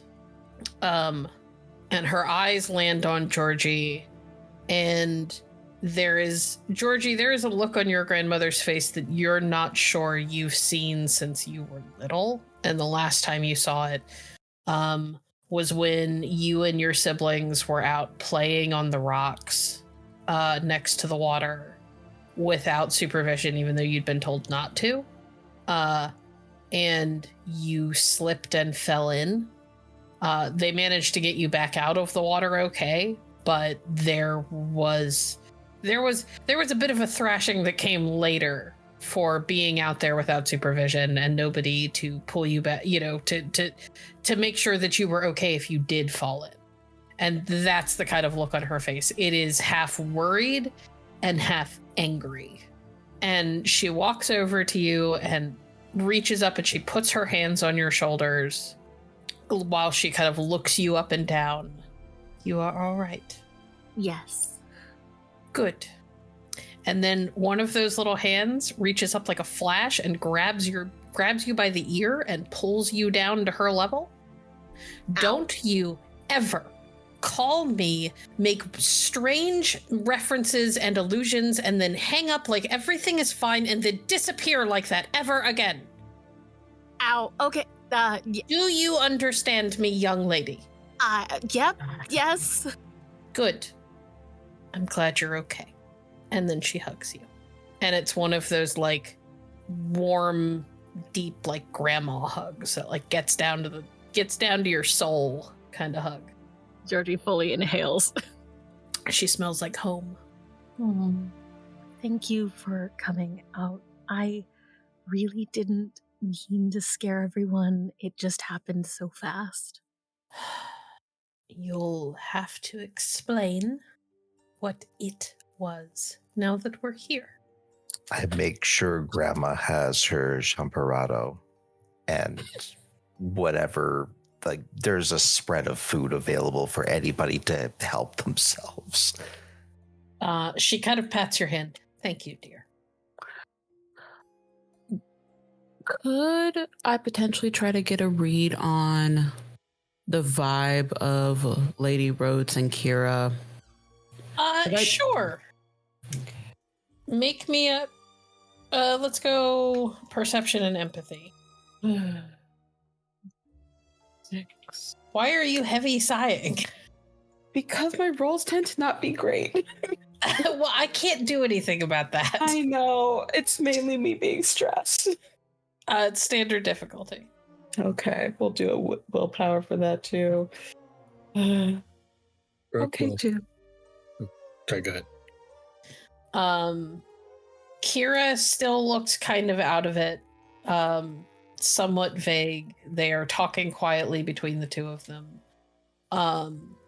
Kira's answers are almost a little bit monotone.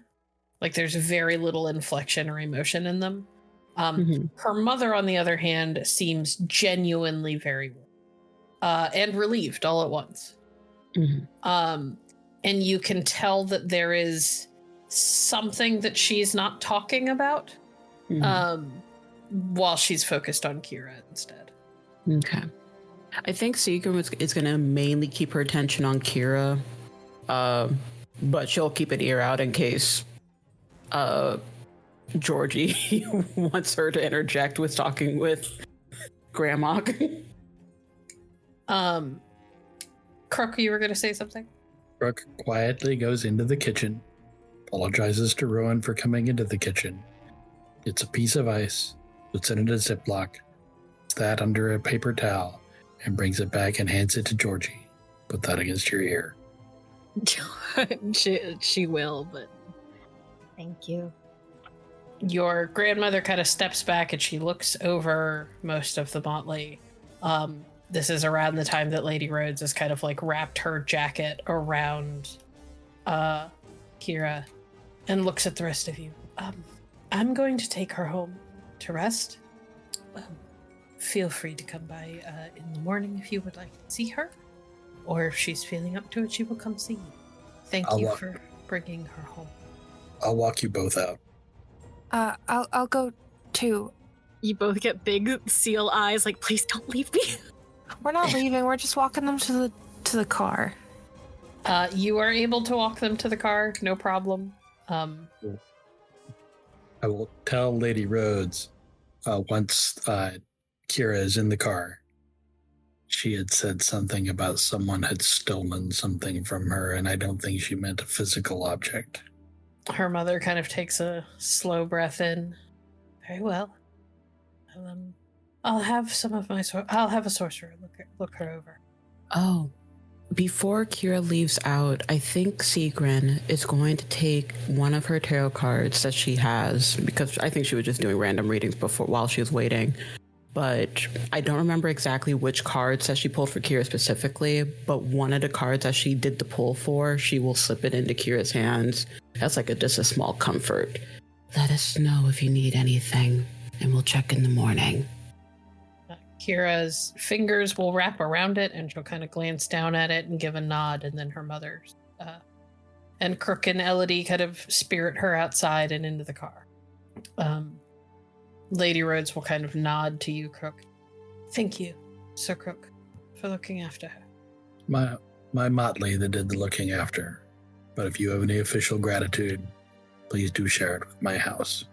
I will Please do so. call us if you need anything. And anything, really. She will nod. And then she climbs into the car. The driver shuts her door. And they are gone a few moments later. Do you think her dad's okay? I don't know. I don't think anything's okay. But right now, I don't know what I don't know. So, here we are. I saw what you did. What do you mean? You're mean to everyone. And you gave Georgie ice. And I'm gonna walk inside. Yep. Read into it always. It was already weird when he was helping people out of the lake. Or the river. This was also weird. But I'm not gonna say why. Make your assumptions. Let's go save Georgie from her grandma. And for the audience, she will give her the judgment card. I remembered what the cards were. All right. You all are able to go back inside. Georgie's grandmother has waited for you to return. And then she will take a deep breath. I suppose formal introductions are in order. And she looks at Georgina. Would you like to start? I'm gonna get this out of character. Clara does not know how to do this, but I'm gonna give it my best shot. Because Georgie would know. You really only need to introduce your Motley and your grandmother. She'll handle it. You know that much. In that case, in order of precedence, Georgie will point out a gesture to Crook. This is Sir Crook of House Leannon. Is that right? Yep. And then Rowan Parsons, Sigrun Spellman. Elodie, what's your last name? Light. Elodie Blight. I do this. I say it every time. You do. Listen, it's been a long game. This is Elodie Blight, and I assume you know me. I'm Georgina Byrne. And then everyone, this is my grandmother, Sir Louisa Byrne. It is a pleasure to meet you, and I offer my hand to shake. She will shake your hand, and she'll kind of pat Georgie's arm. Not a sir anymore, dear. Well, would you like to be addressed by us? You could call me Louisa. Very well. Welcome to our home, Louisa. My companions, and she'll look over her shoulder at the others. These are Mateo and Gabriel Rodriguez. I don't know why I said Rodrigo. Jasmine, trying to find my notes. Sorry, guys. Jasmine Harford and Hugo Brown. All of the Kingdom of Pacifica. The Duchy of Selcrest, to be specific. It's wonderful to meet all of you. Have you all had exactly what you need as far as food and drink are concerned. I can whip something else up if your needs have not been fulfilled. We are fine. Thank you. Wonderful to hear. And he only then takes a seat. Now, we are going to sit down, and I'm going to suggest that someone tell me what has been going on. Georgina, would you like to do it, or would you prefer if one of us do? Feel free to chime in if we, if I forget anything. The floor is yours, dear. Well, actually, for part of it, I wasn't even awake. And she sort of looks at Crook again, or Elodie. I begin to launch into the tale that expands over the course of what feels like 6 separate nights over the course of about 8 weeks. And I tell her what happened.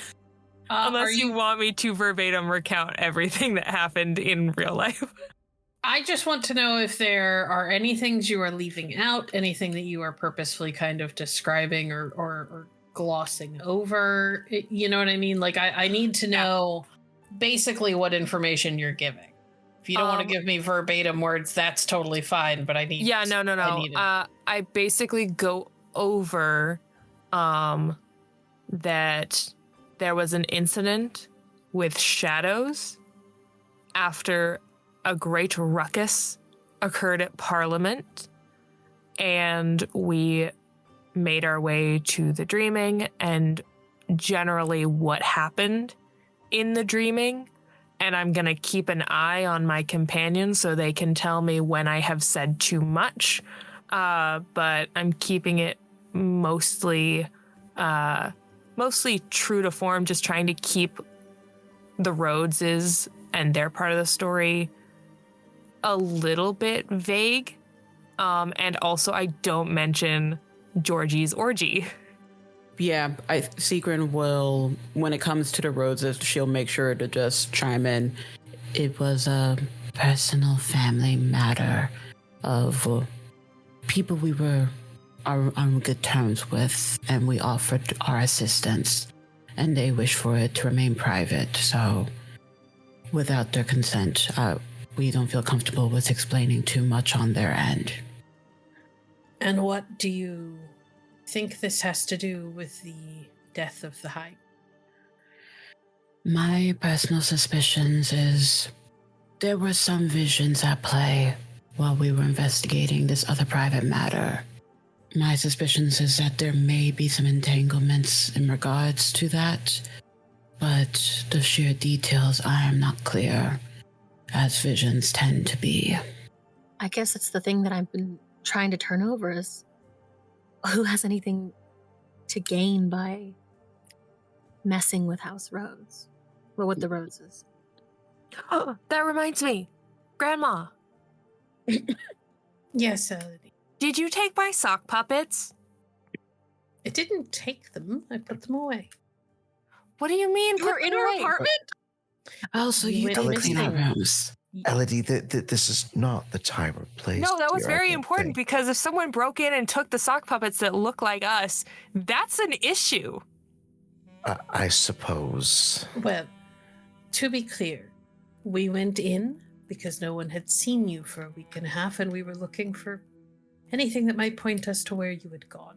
We did take them briefly, the ones that looked like your motley, in hopes that we could use them for divination, but it didn't work, so I bought a knew little... it. I found one of those little decorative boxes that you have in your closet that didn't really have much in it, and I put them away in there for safekeeping. Oh, you put them in the ADHD box. I don't look in those. Oh my goodness. Well, I did suspect it may have had some ties to that, so good to know that I was correct. Did you really just interject to pat yourself on the back? Yes, I did. Okay, I'll give you a pat on the back too. Good job, Sigrid. Look, Secret had very bad rolls this entire time. Let her have her wins. That's true. Good job, Stephen. Georgie is red just because it's awkward to have your grandparents run around your bedroom. Your grandmother is giving you a knowing look, but she is keeping whatever it is that's going through her mind to herself. Louisa, out of just curiosity, from where you were, you did not hear the prophecy, correct? The prophecy was not that far-reaching. My understanding is that it only affected those at Parliament.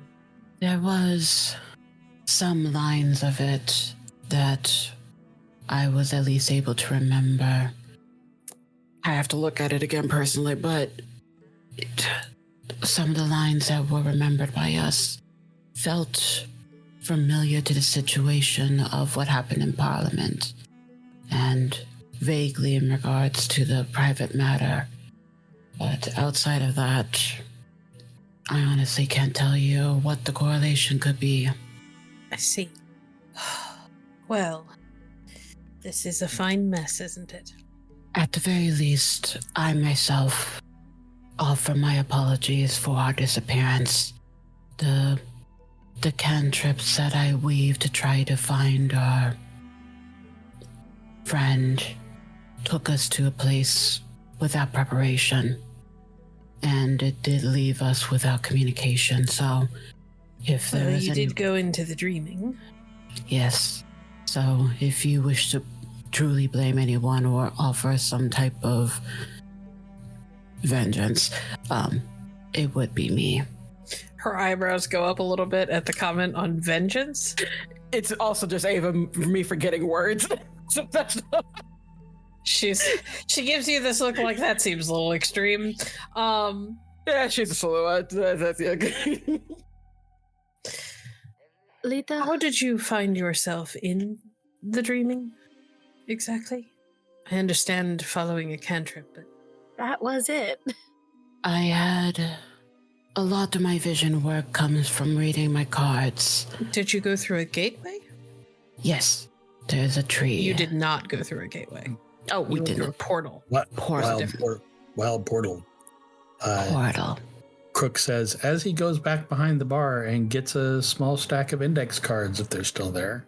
She chokes slightly on her not hot chocolate that I've forgotten the name of already. It's in general. Yeah, we've but chatted so it's a much. ways up. The y'all have been chatting. Champorado. Champorado. So yeah, she kind of chokes on it when Crook says wild portal. You willingly went into a wild portal? And she looks at Georgie. We were in a rush, and There is a string of expletives in Spanish. Once again, I'm so sorry. You know better. She's looking at Georgie. I'm very practiced at Wayfair. You could have been pulled into the dreaming and never found your way out. Wild portals don't necessarily drop you onto paths. Ugh. To be fair, I don't think it did. Don't like Georgie looks at That's- Crook like, dude. That is my point, Sir Crook. And we wouldn't be home if not for Georgina. So I made sure that if we left, I would have something to get us home. To try to get you home. Cantrips don't always work the way you think they will in the dreaming.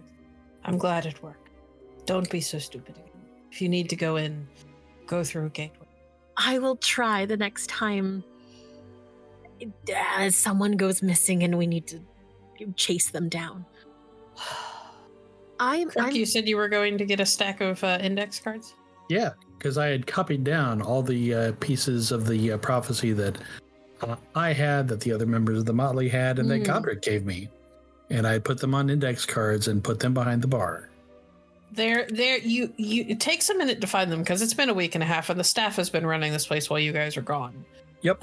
But you do eventually find them. They are like tucked into this spot between you know how in a lot of shops and stuff there will be like a space like almost cut out of the top of the counter so that the cash register can kind of sit a little bit lower and not be up in front of your face and blocking your view of the people who come in. Yep. It's like in the space between the cash register and like the side wall of the place where it sits. Yeah, here we are. These are what we had. I don't suppose that in the time we've been gone, someone's managed to get the whole thing down. If they are, they're not saying. There have been a few more lines that have... Or there have been a few lines that have come out in the rumors. I don't know how accurate they are. If anyone has the full thing together, they're not telling anyone. Do you know which lines, or do you remember which lines you had written down, Crook? Let me skip back through my notes here. While that's happening, is anyone else talking? Yeah. George is sort of like, kind of like, it shrugs the coat off, but doesn't like let it leave her body. Something that's been bothering me is that these all feel like visions from something our pasts, and I know that the rest of them don't have access. No one keeps accurate records of who they were, but do we? Not too far back, no. So there would be no way to know how far back could we find? Our family's records go back a few generations. Most of it's been lost, but we have the last 3, maybe 4. That's probably not far back enough, is it? I don't know what you're remembering, so I couldn't tell you. And George will start to explain at least her visions of the man, of the horse, of like fleeing, and the vision from the pool of the man with the lute and the woman crying. Well, the presence of a lute does imply that it's a fair bit further back than our records go. And none of the stories you remember would ring a bell, do they? Have you guys given her any information about what you guys have seen in your memories? Other than Georgie talking about the man with the lute and the woman crying? I presume. He's given her Night. everything. Yeah, even Seagrim will give her weird thing with the ogre and the troll So stuff. you guys have mentioned that you're having visions about the round table and stuff. Yeah. I fight the Green Knight. Georgie, Yes. I'm going to have you make a roll from your sheet, and you're going to get some extra dice because she's going to help you. I would like you to roll intelligence and academics. Weirdly enough, art history will apply. Yes. And you get 2 extra dice. Standard difficulty? 8. Specialty on the dice roller. Do I just say yes? You can hit yes, you can put in what the specialty is. It does the same thing either way. 5 successes. It takes some talking through, but after a while you manage to narrow it down that if this memory is from one of the Knights of the Round Table, like everybody else's memories seem to be, yours are pointing towards Tristan and Isolde is the only one that makes a lot of sense. All right. That explains the "where have you gone, my Irish child?" And the being on the horse and riding hard with someone behind you. They were fleeing for their lives. I still don't know what that has to do with. Well, it just means that it's that. Not. I don't know what this has to do with the sword. Or King David being dead. That I can't tell you. Elodie, what did you say about your memories? That I was really cool and I was fighting the Green Knight, like over and over, but they were once a friend. Would you like to make a roll? Sure. And would anybody like to help her? Because she does not have academics. I can help her. I can throw. I can lend a hand. What am I rolling? Either you can roll and just get extra dice, or you can have somebody else roll for you, and I'll just jack up their difficulty. It's up to you. I think I'd like to roll with extra dice. All right. So you're going to be rolling just intelligence, and I will allow you to have 1 extra die from each of your motley mates. Each who are contributing? Yeah. Okay, so that's Sigrun and was it Crook or Rowan? Both of us, I think. I think we're Okay, all I think helping All you. four of us are. Okay. I just wanted to double check. I didn't want to. One from each. I didn't want to assume. Difficulty. Yeah, we'll keep the difficulty at 6. 4 successes. There's some back and forth, and it's actually Rowan who has the thought as you're going over things that you're talking about what you've seen, and you guys, think about the gauntlets and everything else. And Rowan is the one who has the thought that the only person who ever fought a knight in green armor was Sir Gawain. Rook laughs. I don't know, Arthur. Oh, there's a fantastic movie that I should show you. It's actually a glorious movie. It's such a good movie. It's so good. I don't have time for a movie. Give me the cliff notes. It's a test. Oh no, okay. Georgie's like trying to not explain everything. It's about being honorable. There's a bunch of tests. So don't sleep with people's wives, that sort of thing. The Green Knight's head he regrows. I think I can manage not to And sleep keeping with someone's vows. wife. And keeping promises and vows and whatnot. I can do that. I'm an honest guy. Also about facing death, even when it seems certain. and I mean, doing I so drowned. boldly. You didn't technically drown, I was real close. but you didn't.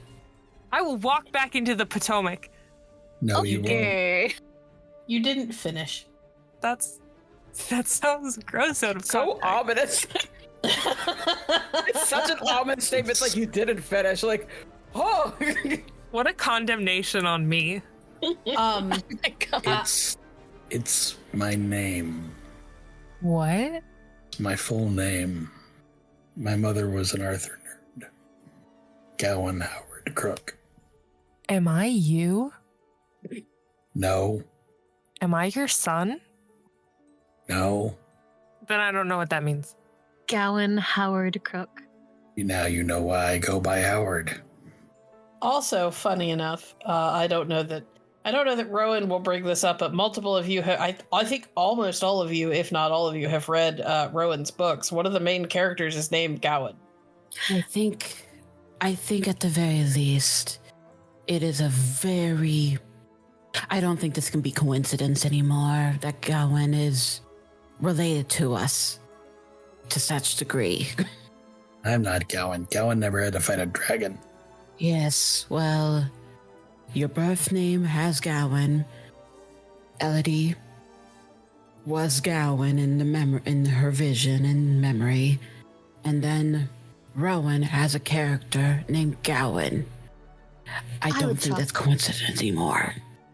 I would chalk that Just- to Arthurian nerds. It could just be coincidence. Very strong coincidence. My problem is I don't know Arthurian legend as well as I should, because the only knight I know who fought a dragon is George. No. I said it. You just answered your own thing. I'm gonna walk into the sea. Don't wait up. That's not a threat for you. Legitimately, Yeah, but- I think you just answered your own question. George wasn't a knight of the round table. But that's Was still he? funny. I personally Maybe don't we're remember tangentially him. related to the round table. We don't have to be the knights, just some knights. Any chance I could make a roll on my memories? Yes. Is it possible for me to do so as well? Because at the very least, from what I recall from Sigrid, she was too wrapped up in the prophecy to really have a memory of like a knight. And then when she was in her trippy, You've had some memories. You saw strange things that no one else seemed to notice during your chrysalis, and Oh, you saw yeah, some. true. And you saw some when you were in the dreaming. So yeah, I didn't know if like her specific like walkthrough in the dreaming was tied to the round table. So could I also make a memory check for that? sure. Let's start with Rowan. Go with me first. Yeah. Rowan. Yes. Intelligence plus academics. Will medieval history go in there? Medieval or- history will absolutely apply. Perfect. And you can have one extra die. And this is going to be difficulty 8. Just for the sake of it, I'll throw a willpower on there. Okay. Oof. One success. Thank God for willpower. And yeah, for sure. Like 2 10s, which would have multiplied that, but then the ones just threw it all away. Okay. You're not 100% positive with only success. You are guessing that it is one of the older knights that was in the stories. Not one of the ones who was kind of fresh-faced when he joined Arthur. Just based on the things that you've seen, he had status and was accomplished long before Camelot was a thing. Right. Okay. One of the older knights, I'm sure. Couldn't say which one, though. Sigrid.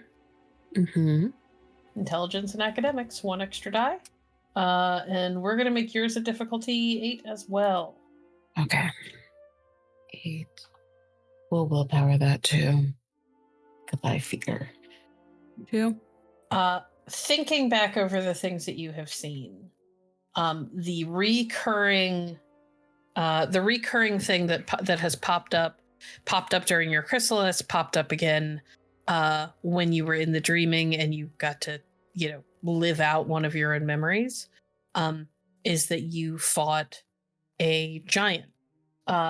And it takes some back and forth with everybody. And you realize that there's only one knight who has a story specifically pertaining to a giant. Galahad? No. Sorry, I was looking at something. I was double checking my notes. And that is Sir Bedivere. Bedivere. I believe I had many visions, both in my chrysalis and up to now. One of the more common threads was fighting a giant. And I know I walked in a memory of one of my previous lives, and it was facing a giant. I think Bedivere? Brooke, do you want to make a roll?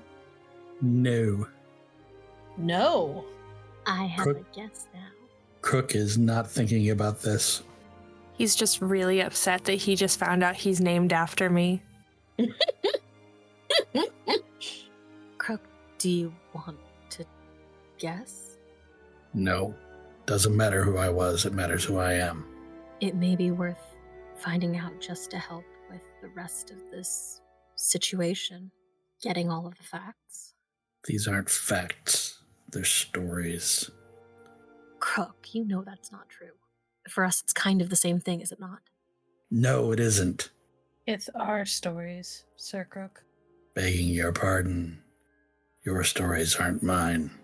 Fine. Tilting at lists and fighting dragons and... Oh, And yeah, I'll take a crack at it.